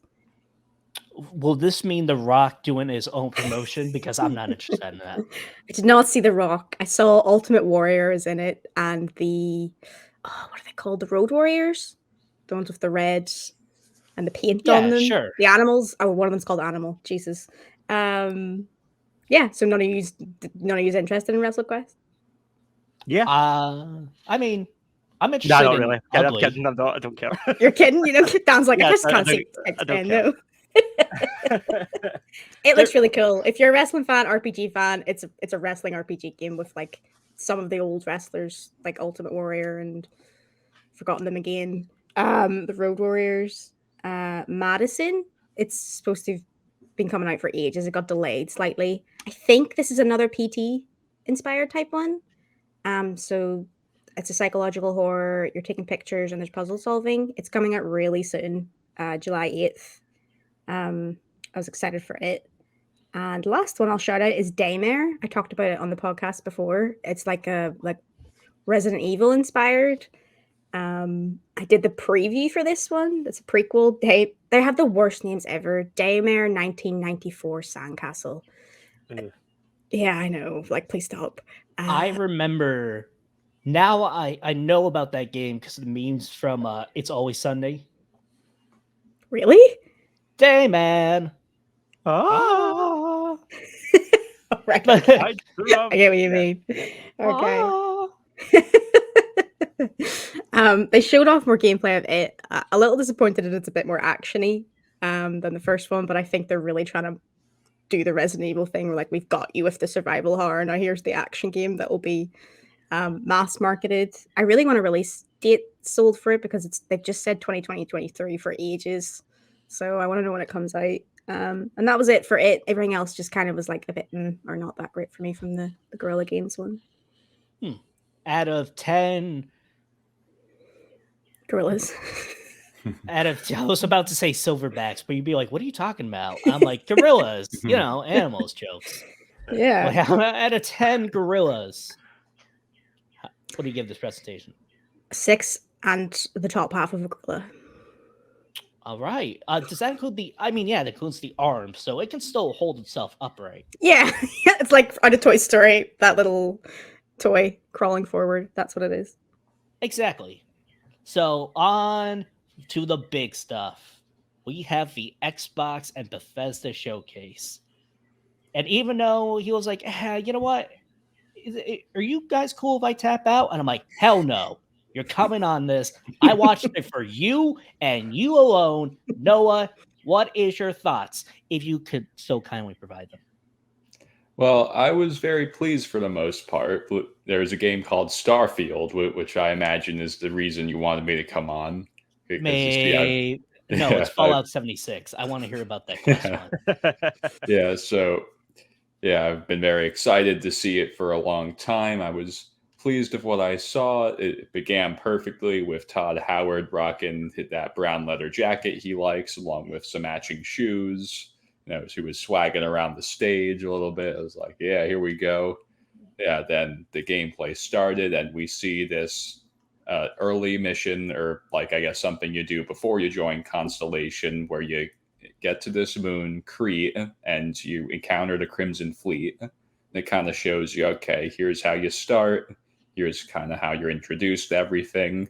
And I was like, you know what? This looks good. Like, this feels right to me. It's a Bethesda space game. That's what it feels like, what it looks like.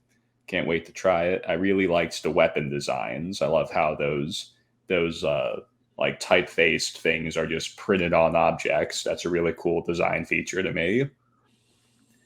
And I think the thing I was most excited by was the creatures. I really liked all the alien-looking animals, especially the thing that I've been calling the plated moose. And I like how they all look like dinosaurs almost. Yeah.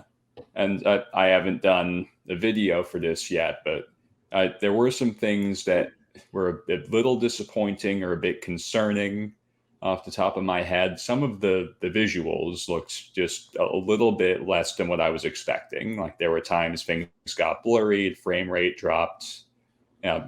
Yeah, so that was like, I was kind of thinking this would be better. But in my opinion, with the Xbox One, we kind of just hit this point where the graphics are always going to be good enough. So I'm just kind of cruising through that. And to me, flying through space didn't look that fun, which I've talked about before. I was like, this kind of feels like it's going to be a chore. It just doesn't look exciting to me. Not something that someone playing an RPG looks for. So I could be wrong. I'm open to trying it, but to me, like, to make it exciting, you're going to have to turn it into like a space arcade. And that to me is that's going to be a lot of data, and it's just not going to fit the RPG style of game. So, yeah, but you know what? I'm open to trying new things. Yeah, I was overall very, very happy with what I saw, like the customization. Like building a ship, like that's going to be great. Imagine building your spaceship and picking your crew. Really picking the crew is the thing. I was like, yes, it's going to be Space One Piece. Excellent. Yeah. Yeah. So yeah, anyone else want to provide some thoughts? No, I think that ends the Starfield talk. Anyway, so no, of course, this is the stuff. Dan, what was your impressions with Starfield? So I think I'm super excited for it. I'm a Bethesda fan myself, and the idea of them doing a new IP is that alone is very exciting. But we've known about it for a long time. In terms of what was shown during this stream, I think it's quite interesting because I feel like there's already, looking at it from a kind of industry perspective, there's quite a lot riding on this game already, in my opinion, because of where Bethesda are as a development team at the minute. I feel like they have a lot of making up to do still. So I feel like the stakes, in my opinion, are already quite high on this game. The fact that it looks so similar to No Man's Sky, a game that came out, was super hyped and was a massive letdown, only adds to that sort of ups the stakes even more. I mean, if this comes out and it's amazing day one and it's playable and it's gorgeous and it's vast and it's detailed, then they will. I really hope that's the case, and I hope they knock it out of the park. But see if it comes out in the style of No Man's Sky or Cyberpunk, and it's a husk of a game, and they're like, "Oh, this will be good next year." I really don't think Bethesda can afford to do that at this point. On just off the back of 76, I feel they're still, even though we've had the Microsoft buyout since then and all the rest of it, I think they're still reeling as a development team at this point. And Elder Scrolls Online as well as its own saga. Yeah, I find it interesting how much I really think this game could make or break Bethesda as a development team going forward. Don't get me wrong, they're a shoe developer. I'm sure they'll be fine if it flops. I think I'm probably over dramatizing how much is riding on it, but I do think, in the court of public opinion, I think this game has to come out and really be incredible kind of from the get-go. And God, I hope they get there. I hope they get there so much. I agree with that. Like, of course, like, critically, if this flops, like, they'll be fine as a company, but I think it's all about the gamers' trust. Yeah, it's like reputation. Everyone still has like a bitter taste over 76. I know some people are a little salty about Fallout 4, but I feel like that was generally like well received. I don't know. I know, like at that time, people were like hyping it up, but 76, oof. Even someone who's looking outside, looking in, is like, not good. If this is a flop, I don't want to be on the internet for that. Yeah. It's No Man's Sky PTSD. I think we all seen what happened to Hello Games after that, and it was like, is it happening again? That was my thought when I was watching this. And I thought, oh Jesus, I felt quite I don't know, sympathetic towards them. I was like, oh guys, you need to nail this. I hope you know what you're doing. Do you know what I mean? I'm sure they do, but yeah. Yeah. Jess, what was your impressions with Starfield? Yeah, I mean, generally for me, like the bar of Starfield succeeding isn't too high. I'm like, if this is just another Bethesda game set in space, I'll already love it, you know? But they are selling it as something like for everyone. Like this is Bethesda going forward. I feel like there's a lot of talk about, the old Bethesda bugs that are there at every launch. I feel like that's why it got delayed. We're like, Xbox, like, it was just like, no, take a little bit more time, like you said, Dan, you need a good launch. Like this is Xbox's big get from buying Bethesda. It's Starfield, it's new IP, they do incredible RPGs. I think it looked really good. Like, I don't think there was any aspect I did not like about this, but like you said, Dan, you're like, oh, please nail it. And the bit I didn't like at the end when they're like, and you can explore over 1,000 planets, I was like, But does that mean they're going to be like crappy 1,000 planets? Like, I'd rather like 10 curated, really incredible experiences. I was waiting for the phrase procedural generation, and I was like, yeah. Oh, they didn't say it. Yes, they didn't say it. I was glad they didn't say that. It's also just incredible to me, like the scope of this and what you could do with DLC. Like Bethesda, like, they're known for their really good DLC. Like, how many planets, how many hubs, how many storylines. Like, this could be a game that you're playing. Like, people are still playing Skyrim for like mods and stuff. I feel like they could do mods with this, but they could have their own DLC made. I thought the shitting looked really good. Like, I'm like not something I thought I would ever say from a Bethesda game, but I'm like, there's no aim down or the what are they called, the VATs from Fallout. It's just straight up shitting here. I'm not have they said no if they're going to do like some sort of like number based thing, like if you hit or not? Because that was kind of annoying in Fallout sometimes. I hope they're not. Yeah, I was looking for that as well. I didn't see or hear anyone mention that. But yeah, I was thinking like, are they going to do something like that? And it didn't seem like it. It did look a bit more stiff than the Fallout 4 combat, which I guess you could play with that, like different physics on different planets, that kind of thing. But yeah, I was generally pleased. The jetpacking looked cool as well. Yeah. I'm like, yeah, this is a space game. Yeah, I'm pretty hyped. I can't wait to experience whatever story they've got. I feel like we don't know an awful lot. It's just like little teases. So that this is a really good gameplay deep dive. I also like that you could customize your ship. I feel like that's a cool little detail. Yeah. I'm not a huge fan of like the like hub building stuff you could do in 4, your towns, your settlements, but I feel like it would really work with Starfield. Like you are establishing your outposts on these planets. So that actually, I was like, yeah, that makes total sense. And you can just do what you've learned from Fallout 4. I think it looks cool. I'm trying hard not to get super hyped about it. There's not a lot I think looked bad. I get what you mean, about the visuals, but then at the same time, I'm like, yeah, this is the best looking Bethesda game I've ever seen. It did look a little, the planet they let you visit, or showed you, sorry, was a bit boring. I thought we could have been a little bit more adventurous with that. But yeah, what about you, Mark? So, as I already established on many podcasts, I don't have an Xbox Series X or S. Probably will get one for the holiday season, and it's no secret, like Game Pass is the best deal in gaming by far. But there isn't like a true exclusive. Like I know Horizon, like those games because of Game Pass. You know what I mean? It's like, oh yeah, we talked about like before, like if you didn't have Game Pass, you wouldn't really play these games, but since you do and you enjoy them. Yep. For like a true Xbox exclusive, like Starfield, it's like, okay, this is the one I want to play. And watching that gameplay, I'm like, all in. Take it all. I think you guys said everything right.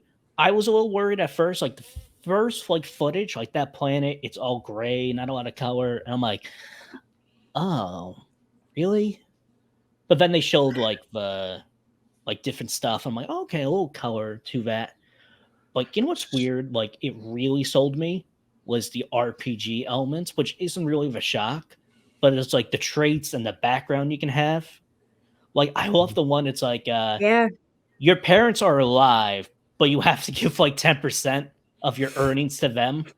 And I'm like, you could be an introvert, an extrovert. You can be a chef as one of your backgrounds, and you get all these traits. And I'm just like pausing, and we're just reading everything. I'm like, that and that. I agree with Noah, like this, like the actual traveling of the ship and the combat. But I kind of prepared myself ahead of time. Like, listen, we'll see a whole video all about the ship. That's when they have to wow me. But it's like, for at least 15 minutes, you have to pack a lot of in. And I think like the combat seemed fine, but the RPG elements, I'm like, all right, I'm in. And he really emphasized like, hey, like this story is your story. You can be like that. Like Todd Howard wants you to be like Noah. You really got to be invested. Well, meanwhile, I'm like, can I be Space Batman? Maybe there's a Batman trait. Your parents aren't still alive. Yeah, parents aren't. Your parents are dead. You get your mom's pearls, 15% health. So, and it's like stuff like that. I'm like, ooh, I'm hyped. Like, I can't wait to get an Xbox, and we'll definitely talk about the other games that are coming not only to Xbox in the future, but to Game Pass. I'm excited to delve into that. But come Starfield, that is going to be, I mean, that's a huge game. And one, I'm like, all right, I'm in. And I know some people were like, ooh, Space Skyrim. I'm like, yeah, that sounds awesome. Yeah. Yeah, it's like, if you want to say like, ooh, it's Space Fallout 76, it's like, oh, okay, that's That's different. And Yeah, I'm this not is- gonna lie, I actually want to play No Man's Sky now, just to tide Yeah. me over. And then I looked, it's $60. I'm like, I'll wait. I think another interesting thing to consider when you're comparing this to other titles, The Outer Worlds came out and it's sort of out Bethesda in that sort of period, because the best, in my opinion, the best Bethesda-esque game we've had since Fallout 4 has been The Outer Worlds. So it's interesting, when Starfield was first announced officially, Outer Worlds 2 hadn't been yet. And then we get that really interesting announcement trailer. I think was that during the PlayStation showcase, or I can't remember when that was. It was a while ago anyway. So yeah, it's fascinating that you've got these two games, totally different tones. Starfield's obviously taking itself a lot more seriously. It's, as you're saying, Mark, there's a lot less colour on the screen and stuff, but it'll be interesting to see the two of them. And I do hope that even though they're both kind of space RPGs, they are vastly different experiences, but it'll be curious to see the similarities between them, I think. I feel like Starfield, just like its scope is like 100 times. Like I liked oh god, is it Outer Worlds? Outer Worlds, not Wilds. Yeah, Outer Worlds. Yeah, I liked it, but it felt like more curated. Like, here's our smaller team, and here's the planets you can go to. Whereas I feel like Starfield's going to be like, and go explore. You know? The Outer Worlds' biggest issue was the length. It felt really short and somewhat limited in that sense. Whereas this seems the opposite. It seems super vast, but there's a sweet spot there. You know, it's like Outer Worlds and No Man's Sky, and this has to be somewhere in the middle. Do you know what I mean? Yeah, definitely. I'd prefer not, what did I say, 1,000 planets, like 20 really curated, here's the storylines and what you can do, but at the same time it sounds really enticing. Like, you get to create your own character, go out and explore. So I'm really curious to see how it racks up. You're right, Mark, about the RPG elements. I totally forgot about that. I haven't watched like any breakdowns yet. Yeah, I'll obviously be watching yours, Noah. I'm very excited to see your deep dive into it. But there was a lot of traits, like just looking at the tab on the right, like it was like 20 traits you could see. Really interesting stuff. And it was like, you can't combine this trait and this trait. I'm gonna be honest. When they saw Chef, I wanted to play one character besides Batman. I want to be Swedish Chef in space. That's it. I don't know why. But there's just the little bit we got. I'm like, I'm all in. Like, even though I should probably buy Xbox for Game Pass, I don't want to be like the guy like, oh, Starfield is so much fun. It's like, yeah. It's like, what's wrong? It's like, I have a PlayStation. Yeah. But oh well. Noah, any more from Starfield? Oh yeah, I'll touch on the size a little bit. So yeah, a lot of people hear 1,000 planets and they're like, wait, what? So yeah, what I'm envisioning is there will be a select few planets that have like the quests, the civilization, like that's where Bethesda's focusing, and the rest of them are procedurally generated. Yeah, like we were saying. So why are they doing that? My guess is they're leaving room for expansion. They're thinking we may not make a Starfield 2. We may continue expanding this one for the next decade. And they're also thinking about DLC, about modders, and about you, the player, things like that. Like where might you want to build? What can you imagine here? That being said, though, 1,000 planets, like that's a lot. One planet is bigger than any game we could think of, assuming that they're probably not realistically sized planets. Just thinking about it, there's no way that they are, because one planet would be more than every Bethesda game combined. But yeah, so it is a bit much, but I guess we'll figure it out. Maybe they actually have plans for all the planets or something. Like maybe Microsoft will tell an employee like, okay, we're assigning 100 employees to one planet each just to see what they do. I don't know. It's going to be fun. My one concern with that would be that they go the Mass Effect route. I love the first game, but when you had all those planets you can explore, you just go down on a Mako and it's like the same 3 skins on different planets. Right. I feel like when you say 1,000, they could do that, but yeah, I can't imagine they're all fully explorable to scale, like, or like a big game, I feel like it would be that Mass Effect thing, but hopefully with a little bit more to do in it than like mining and stuff like that. Yeah, and I feel like even though they didn't say it when they were talking about the 1,000 planet stuff, like when they were showcasing like this is the galaxy and there's gonna be many more, they're like you can land on this planet, and then they showed an even smaller planet. Like this is small but a lot of resources and all this stuff. So it's like I'm not too worried about like the 1,000 planet stuff. And actually, just reminds me, your trait can be you're a homeowner and you have a home on the moon, but you owe like you have a big mortgage. But it's like, I love this. And now I'm just thinking about it, like it's like you are like space accustomed, so it's like you're well more comfortable in space, so you have even more health and endurance, whatever, in space. But when you're on the ground, you have less. Just stuff like that. And I'm like, listen, if you're just giving me more content, okay, fine, whatever. I just hope it's not like the Assassin's Creed route, because I feel like in these recent games, Valhalla, what's the other one? Odyssey, there is like, it was too much of a good thing. And even though I don't mind that, like, it could come with some fatigue, but maybe Bethesda hopes like someone would mod one planet and it's like the best thing ever. Who knows? So I feel like we were talking about the Starfield showcase. I'm like, oh shoot, that's right, Xbox. But honestly, that was the biggest one. There's lots of games showcased. Redfall, which was a great opener. We got stuff that's coming to Game Pass this year, next year, and as I said in the top of the hour, this is all for the next 12 months, barring any delays. Fingers crossed. So, what game stood out to you? Dan, let's go to you. There's a few good-looking games. Redfall looked cool. There's another thing called, where is it? Naraka Blade Point. That looked cool. Just a few interesting games. But for me, the most exciting announcement, because I like the Starfield stuff, but we knew that was coming. The confirmation that Hideo Kojima is going into a partnership on a game with Xbox was fascinating. It's something that's been rumored for a while now. We still don't know what this game is. There's heavy rumors that it's a game called Overdose, which will feature Margaret Qualley, who was in Death Stranding, and is a talented, sort of well-known actress in her own right. She would star, and it will be some sort of a horror game. They're saying third person, possibly both third and first person, a la Bethesda.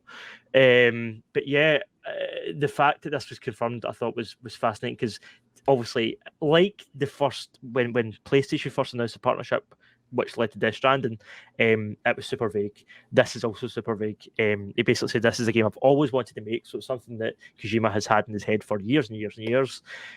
Probably all those years he was stuck at Konami making Metal Gear sequels. And it's nice to see him spread his wings, but it's interesting to see him go to Xbox, because he's always been quite intrinsically tied to PlayStation. The earlier Metal Gear Solid games were PlayStation exclusive, really up until Phantom Pain, I think. So yeah, also Death Stranding was a PlayStation exclusive for a time, then it came to PC, etc. But yeah, it's fascinating to see this announcement actually officially made, and I'm so curious to see what it's going to be. I assume it will be some form of a horror game, since PT, that whole saga, and then these rumors about this game with Margaret Qualley. It'll be interesting to see what it amounts to. But yeah, it sounds exciting. He did warn in the video it's like super early stages. Don't expect anything anytime soon. So it's sort of nice to know that it is a few years out. Again, like the Death Stranding reveal, it was revealed that he was working with PlayStation years before the game released. But yeah, I'm very curious. That was the one that really piqued my interest. I was like, oh, the man himself went with Bethesda. Went with Xbox. That's an interesting team. Yeah, I'm curious about, because he says I'm using the cloud technology with Xbox, but the other thing is, I can't remember the exact wording, but it was like, and now the popular trends. Do you remember, Dan? He was just like, now that I've got this, and now that this is, I wonder what that is. Like, what are you doing? Microtransactions. No, I'm just kidding. To give him his credit as a creator, Kojima has always taken the things he's a fan of and sort of adapted them into his own story, and then amalgamated it into this interesting sort of piece of creativity. So I wonder if that's what it means. Is it maybe different pieces of media? Like, we know he's friends with Nicholas Winding Refn. He was in his last series, that Too Old to Die Young. He's got these kind of Guillermo del Toro. He's a good friends with him. So he's got these kind of other creators across different forms of media that he's sort of in with. I wonder if he's maybe speaking about that and saying that this is going to be a kind of amalgamation of different genres of media. I don't know. I'm kind of guessing, but. No, I'm interested because I'm just like, oh, that was super vague. Now everyone's going to be guessing about this. I wanted to know what your best guess was.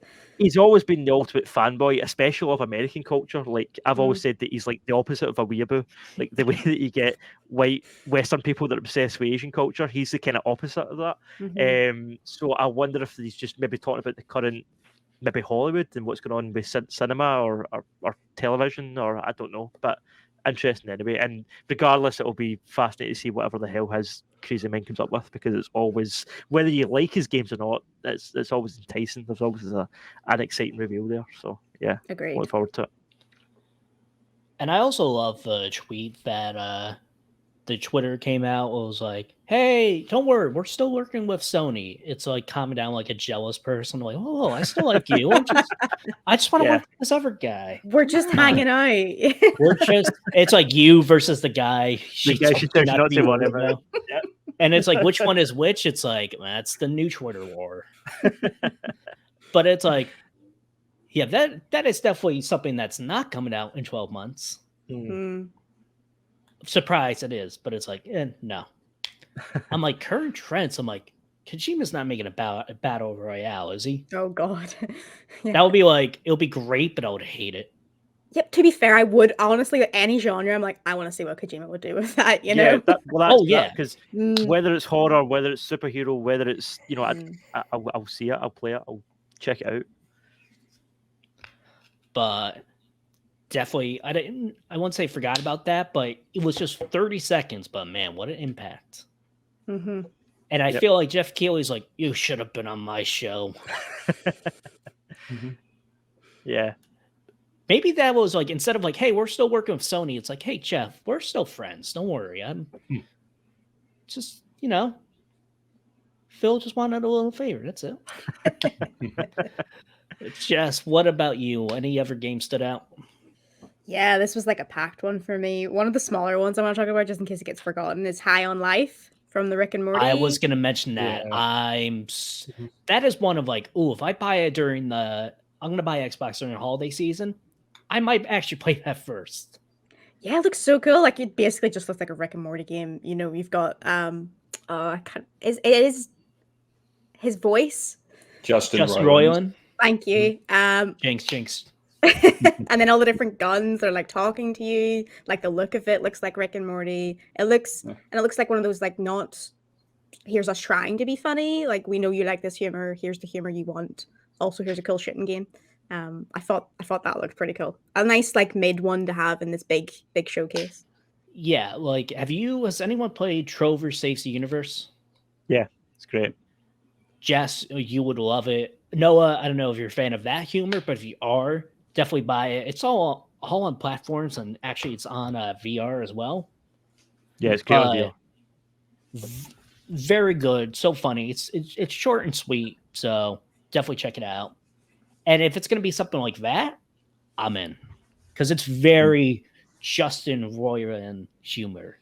And especially, like, he doesn't even hide the Rick and Morty voices. Yeah. I feel like it's a selling point. Like, when I heard that, I was like, oh, yay! Yeah. Yeah. And just, like, that brand of humor, I'm like, damn, that looks good. Mm-hmm. You son of a bitch. I'm in. It's like, you... Definitely. That definitely wasn't getting lost with me. Anything else? Jess? Yeah, I have loads. I don't know if you want to go around us, but I'll do one other one for Noah, now. Do you have any highlights before Jess gives the whole showcase? Yeah, before everybody go away. Okay, bye.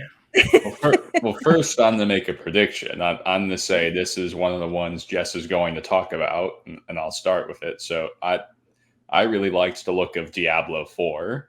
Yeah, he did. Yeah, well done. So yeah, I like that darker style.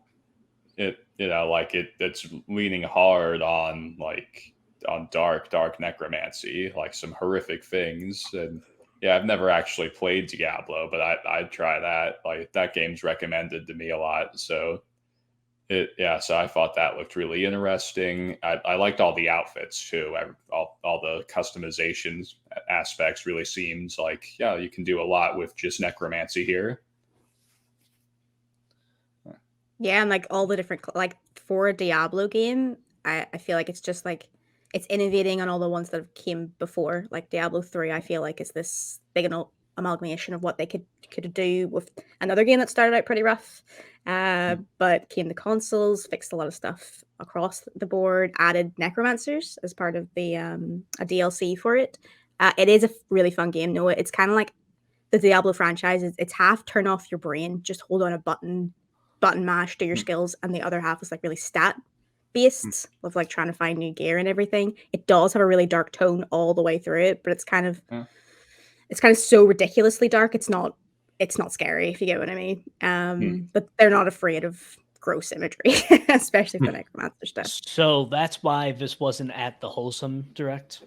Yeah. There Wholesome is a necromancer. unicorn level in Diablo 3. So no, you that could have joke, been there. but an indie developer is going to hear that and be like, It's already been done. I think I forgot like a big announcement. Like, I think I kind of talked about this. Like, there's announcements. I'm not really interested, but good for people who are, of Xbox Game Pass and Riot Games. Not like an acquisition, but more of like a partnership. Like all those games will be on Game Pass. It's like, oh, I'm not going to play them, but hey, good for you guys who are.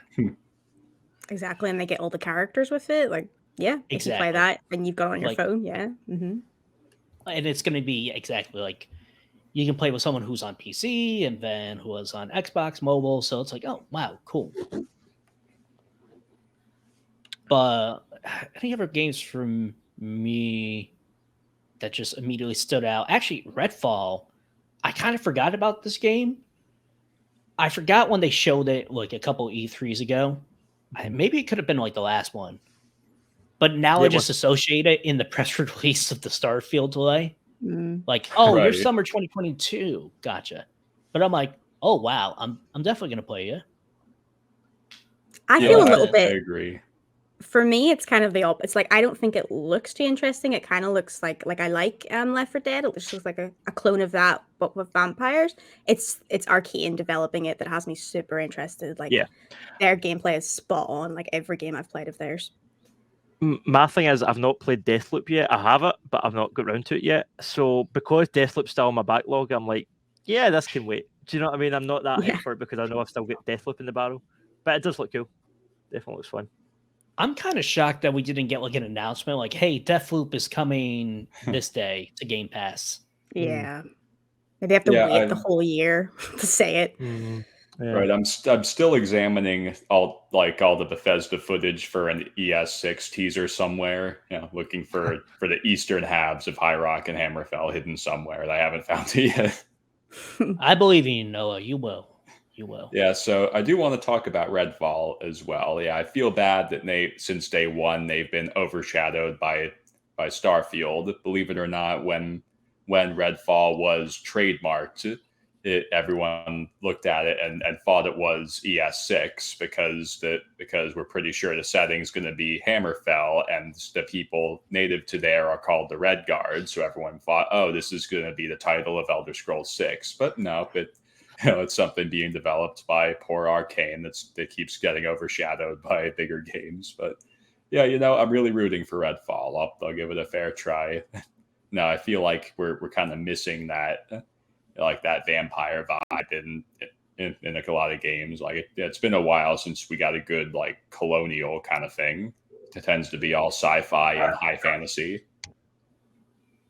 Exactly. And actually this presentation made me like gamers associate with Redfall and Starfield, like I just said. But now I'm like, all right, you guys are two separate and I'm equally hyped for both. Yeah, I'm more hyped for Starfield, but I'm like ridiculously hyped for Redfall. So don't worry, Bethesda. I'm I'm so with you. Yeah. That was definitely one. And a Plague Tale, the sequel. Only thing I was disappointed in, it's like coming in 2022. It's like, and the month and date, they didn't give that. But I guess in a week or two, they just came out today like, hey, watch us announce the official date. And it's like, you could have done that yesterday. Yeah. Like, this could have been an email. Yet again, if you want to show off more footage, I'm not mad at that. So I'm hoping for like a mid-October, mid-November kind of day, but who knows? But honestly, that's like the big highlights for me that I'm like, all right, I'm gonna put you on my list. And one last thing, the Game Pass, when they showed the graphic, like this is everything coming out the rest of the year, this is 2023. I did find it interesting. Modern Warfare 2, not gonna be on Game Pass. Like it's like the release, and they had like majority of them like on Game Pass, but not Modern Warfare 2. That's interesting. I don't even know what I'm to speculate. That's like, I would have figured. Maybe they don't want to do deals yet until like it's all. I say deals. They don't want to put it on yet until the deal is finalized. I guess negotiating with a company you're buying would be a little bit weird. Right, and they may be thinking about a battle pass kind of thing. Like we want to know what this is going to be before we confirm Game Pass or no Game Pass. Good points. Yeah. Jess, what is your list of games? The way you're not like not just one. What's your list, Dan? Do you have any more? Because you just said Kojima, but well, I'm just going to say it doesn't matter how many times I see Vin Diesel's face riding dinosaurs; it's still weird to see. But yeah. But the other game that was there that I was like, how is this game not came out already? Was Scorn. Like, I'm super looking forward to it because it looks super HR Geiger and the design looks interesting. Looks like a really gross horror game, but it's been going about for so long. Like, I actually just looked it up there. It was first announced in 2014, so it's nearly 10 years. Wow. This game's been kicking about, and it's like about time. However, it has been given a date of October 21st. So yeah, I'm looking forward to Scorn. That looks cool. As I said, I've been looking forward to it for so long that I sort of forgot about it almost. But it's nice to see that it's got a date and it's actually coming out at last. Hopefully it's good. All right, Jess. I won't list. What got you hyped? Just to break in with the horror games that I'm looking forward to. As Dusk Falls. I thought maybe you'd like this one too, Mark. Dan. I forgot about that. Yeah, like here's this they called it. I hate it when they say it, but here's this prestige drama that we've put into like a graphic novel type form, with decisions in it, with narrative like branching stuff. I thought that looked really cool. Like a really interesting looking take on a decision based game. That was As Dusk Falls, and it's coming to Game Pass and also PC, and that's not really soon actually, July 19th. But that is also the same day as another one I'm looking for. Oh, the Forza Horizon 5 Hot Wheels DLC that got leaked beforehand by Steam. I played a little bit of the Forza Horizon 3 Hot Wheels DLC, and it sounds ridiculous, and it is. You're like, it's just these huge tracks you're going around, and you can pick any of the cars, but it's so fun. It's so Forza Horizon too. It's some of the best DLCs they've ever done. But that's not part of Game Pass. You do have to pay for that, or if you've got the add-on bundle. You get that. I feel like that was one of the only things that was shown that wasn't part of Game Pass. Another cool one. Oh, do you guys remember Pentiment getting leaked? The Obsidian game. This is like right. Yeah, the 2D one. Again, this is another one that maybe I wouldn't be too interested in, but because it's Obsidian, I'm like, yeah, what are they doing with this? It's a narrative crime story set in 16th century Bavaria. And you need to solve a case, but the interesting thing was they said like it could take your character up to 25 years to solve the case because they keep on getting distracted and things going wrong in the way. It had didn't have like a 2D art style, Noah. Yeah, I kind of liked how the characters jumped out from the backgrounds. That to me added to it. Yeah, but it was a really interesting looking game. And again, when I hear the developer Obsidian, I'm like, yeah, let's see what they do. Also, are you a fan of Limbo or Inside? Yeah, I'm not. Cocoon. Oh, it was good. Yeah, Cocoon looks interesting. Yeah. Yeah, I loved Inside. It was one of my favorite. Well, I liked it over Limbo. I And prefer Limbo. lastly, That's impressed. oh really? Yeah, Yeah, I think it was okay, but I prefer Limbo. that spider bit in Limbo was a bit gross. Yeah, it's great. Ah, Ah, ah, ah. Nah. not my thing. Lastly, Persona's coming to Xbox. Hmm. Not just Persona 5, Persona 4, and Persona 3, which I thought was really cool. Hopefully they get released on PS4 now that it's being ported to Xbox. Hope that's not just exclusive. So, not on the Switch. Yeah. That's like really. Well, one of them turned out to be true. It was going to be either Switch or Xbox. People have been asking for this for what, years? 5 years? Pretty much. Just like when I first saw the last time I saw you, it's been 84 years. Has it actually been 84 years? No. On one of Starfield's planets, it has been. Oh, imagine if time worked differently. Oh, that would be such a cool mod. That'd be really hard to account for. Wow. He's shitting you down again, Mark. Yeah. This would be amazing. Like, if somehow someone made a Rick and Morty mod in Starfield. Like, remember that one episode, like, they're trying to find a new home and they're going on the planet and, like, everything is Cobb? Yeah. Or just a screaming son of, like, ah! It's like, how long is the days? 23 hours. Not gonna do it. I'm giving you ideas, Todd Howard. Just Get on it, Todd. yeah, Howard. Oh, Anything also, else, Jen? are you a Hollow Knight fan? I've never played it, but I think it was cool that they actually showed off that here, look, it exists. No date, but here it is. That's not good enough for gamers. We want a date. I feel like everyone was expecting a date as soon as the gameplay came up. And technically, they said everything would be showcased within less than a year, so not July 2023. Start your countdowns now, Hollow Knight fans. I don't know. The big speculation is like a Nintendo Direct. I won't say soon, but when they have it, don't announce a date. Which, yeah, if they don't announce a date for that, it's like when are you going to do it? Come on. And it's funny. I have not played it, but it's in like that's a backlog game. Same, yeah. That game, Flintlock, that looked cool too. The RPG thing. What's it called? Sorry, Flintlock, The Siege of Dawn.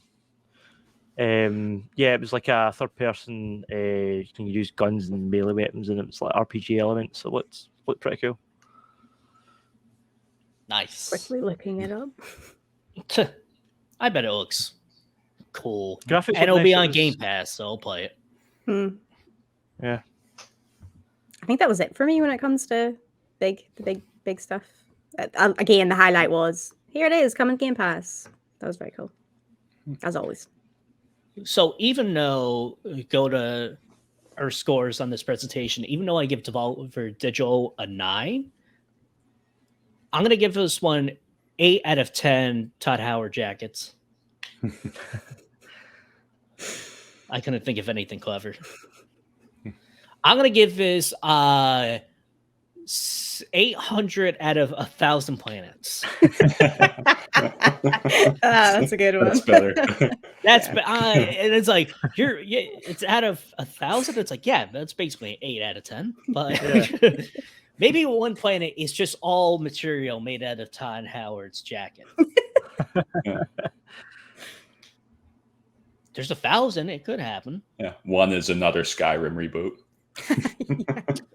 That's where it's like all the developments. It's like the developmental hell. That's the planet. Yeah. Oh, that would be dope if it was like a hell planet. Like whatever planet Darth Vader's on, Noah, that one. Mustafar. Yeah, I was like, Mephisto? No. I get dragged by the comments. James L. Jones is there, so kind of. That is true. Shout out to you, our biggest fan. Yeah. Hi, James. JJ. James Earl Jones. Say hi. Not you guys. He'll say hi. It's a thing we have. I can hear him. I can hear him. I don't. Yeah. Yeah. Is that why you have chills down your spine? Oh, by the way, did you know like he actually didn't voice Darth Vader in Obi-Wan? Like, it's like whatever voice technology they use for Luke in Boba Fett. That's what everyone's saying. That's a weird thing, but we'll talk about that in the future of like an Obi-Wan spoiler cast. Maybe he's in the staff credits. He is, but it's like they credited that technology. That is. I mean, it was a good voice. If that's not him, whoever did it did a good job. Mm-hmm. I can't explain the science of it, so I don't know why I brought that up. Anyway, Jess, out of 1,000 explorable planets, what do you give this? I would give this 900 out of 1,000 explorable planets. Keep in mind, if you say a half planet, that is really going to mess up the whole solar system. I'm just letting you guys know right now. Noah, Bethesda fan, the person I thought of before myself. 1,000 explorable planets. What do you give this? They give it 901 explorable planets. At least it's not a half. Yeah, if it was a half, it's like, wow, you really messed up the whole solar system and galaxy. You decided to play God, Noah, and look where got you. This Deep voice. Dan, what do you give this out of 1,000 planets? Yeah, I'm at 800. I think this was probably the best stream out of the lot that I've seen. However, if I didn't have a PC, I would be pretty pissed because there is a lot of interesting exclusive titles like Redfall and Starfield and the Kojima game, and yeah, there's a lot of stuff that I was really interested in it and really thankful that I've got a platform to play them on, because if I didn't, it would have stung, I think. But that's a sign of a good conference, I think. Yeah, I think there's a lot of like small announcements like all that, like, okay, this will be on Game Pass. Like, it's not really wow, and like we're waiting for those big announcements. I have an announcement, like something that'll just blow people away. And like the Kojima thing, for 30 seconds, gamers gonna go crazy, but that's Starfield. Perfect little cherry on top of everything. But that's Summer Game Fest 2022. Jeff 3. Jeff 3, Keel 3. In something where I'm like, okay, if E3 comes back next year, I'm not going to be like, oh, well, we should just have Summer Game Fest. Like, it's crazy to think that we didn't have any EA games, Ubisoft games. I know they're not the most popular studio. You know, if we show you an EA trailer, people aren't going to lose their minds. They'll be like, oh, EA? But a lot of companies did not show up for this. But who knows? But that concludes not only Summer Game Fest, but this podcast. Big podcast, but I loved every second of it, as we had the top half of Jeff Keighley, which will totally be in my nightmares. It was like puppies, Jeff Keighley, silverbacks, trailer robots, and planets. That's not the hashtag, but you know. Oh, right. Okay, I'll leave that off the article then. Sorry. Thank you. So, Jess, where can people find you? Even though I messed up your Twitter handle. It's not at the Resi Jesse. It's just at Resi Jesse.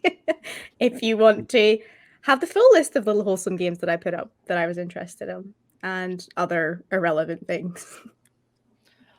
I'm gonna confirm it. I'm gonna make another Twitter, and I'm gonna be the Resi Jesse. You're gonna steal my identity. No, I'm the Resi Jesse. I think we can co-op it. And then I'll be the real Resi Jesse. We'll just keep going until exactly. And then Noah will just be like, "It's the Price is Right rules." He'll be like, "I'm the real Jesse Resi 1." Noah, where can people find you? You can find my YouTube channel. If you're on YouTube, type in The Black Rose. The word "the." I refer to myself in the third person sometimes. There should be a lovely picture of a burning rose on this fantastically green metal background, which I'm calling gunmetal green. So Yeah, you can type in Bethesda if it doesn't come up right away. Speaking of guns, the sniper Cohen, man himself Cohen, Daniel Boyd Cohen, awesome. Stop talking Where about can people Cohen, find you? yeah, I feel like I need to make an appointment with my GP. No, you can find me It's at important. the... You got to check it out. True, very true. You can find me on Twitter at danboyd95, where I will be posting that article about the sniper shooty games. Once that's written, that's what the article's going to be called: Sniper Shooty Games. Which one is the best? Working title. And Might I'm need to work also on that doing- SEO. yeah. SEO. Don't Um, hurt mine during the podcast. Sorry, I'm sorry. I'm also currently working on a recap article on everything shown during these last few streams, because there's been so many. I know that someone's covering the Wholesome Games stream, someone else is doing the PC show. So Mhm. I'm going to do the Summer Game Fest and the other one, the Xbox Bethesda one, and give some thoughts as well. It's going to be a slight opinion piece and a slight sort of recap on what was shown. And you can also catch me on the Pop Shock podcast on YouTube and Twitter and Facebook and all those good places. And we just recorded an episode yesterday where we spoke about Stranger Things and Kenobi and The Boys and lots of pop culture stuff. That sounds awesome. You can find me at the Little Marco. Now I'm like, oh my god, am I the? No, I don't think I'm the. I'm at Little Marco 512. What have I done? I'm gonna make up the little Marco 512. You'll be like, what is pop culture? Meryl Streep is the worst. I'll be like, ah! Curse you, Resi. You can, but you know what is authentic? KeenGamer.com. Nice. I give that a 900 out of 1,000 planets of transition. You actually made it sound like it wasn't authentic. It is. It's a real website. We work for you. We promise. Yes. Shh. You can find a lot of good. You can find a lot of good articles on KeenGamer.com. I'm sorry, but this is a very long podcast, and it's a Monday we're recording this. We're all so tired. Audio issues and all that. I have a Miss Marvel episode 1 review that you can catch on KeenGamer.com. That'll be it for this podcast. I'm Mark Callahan, and I hope you have a great day.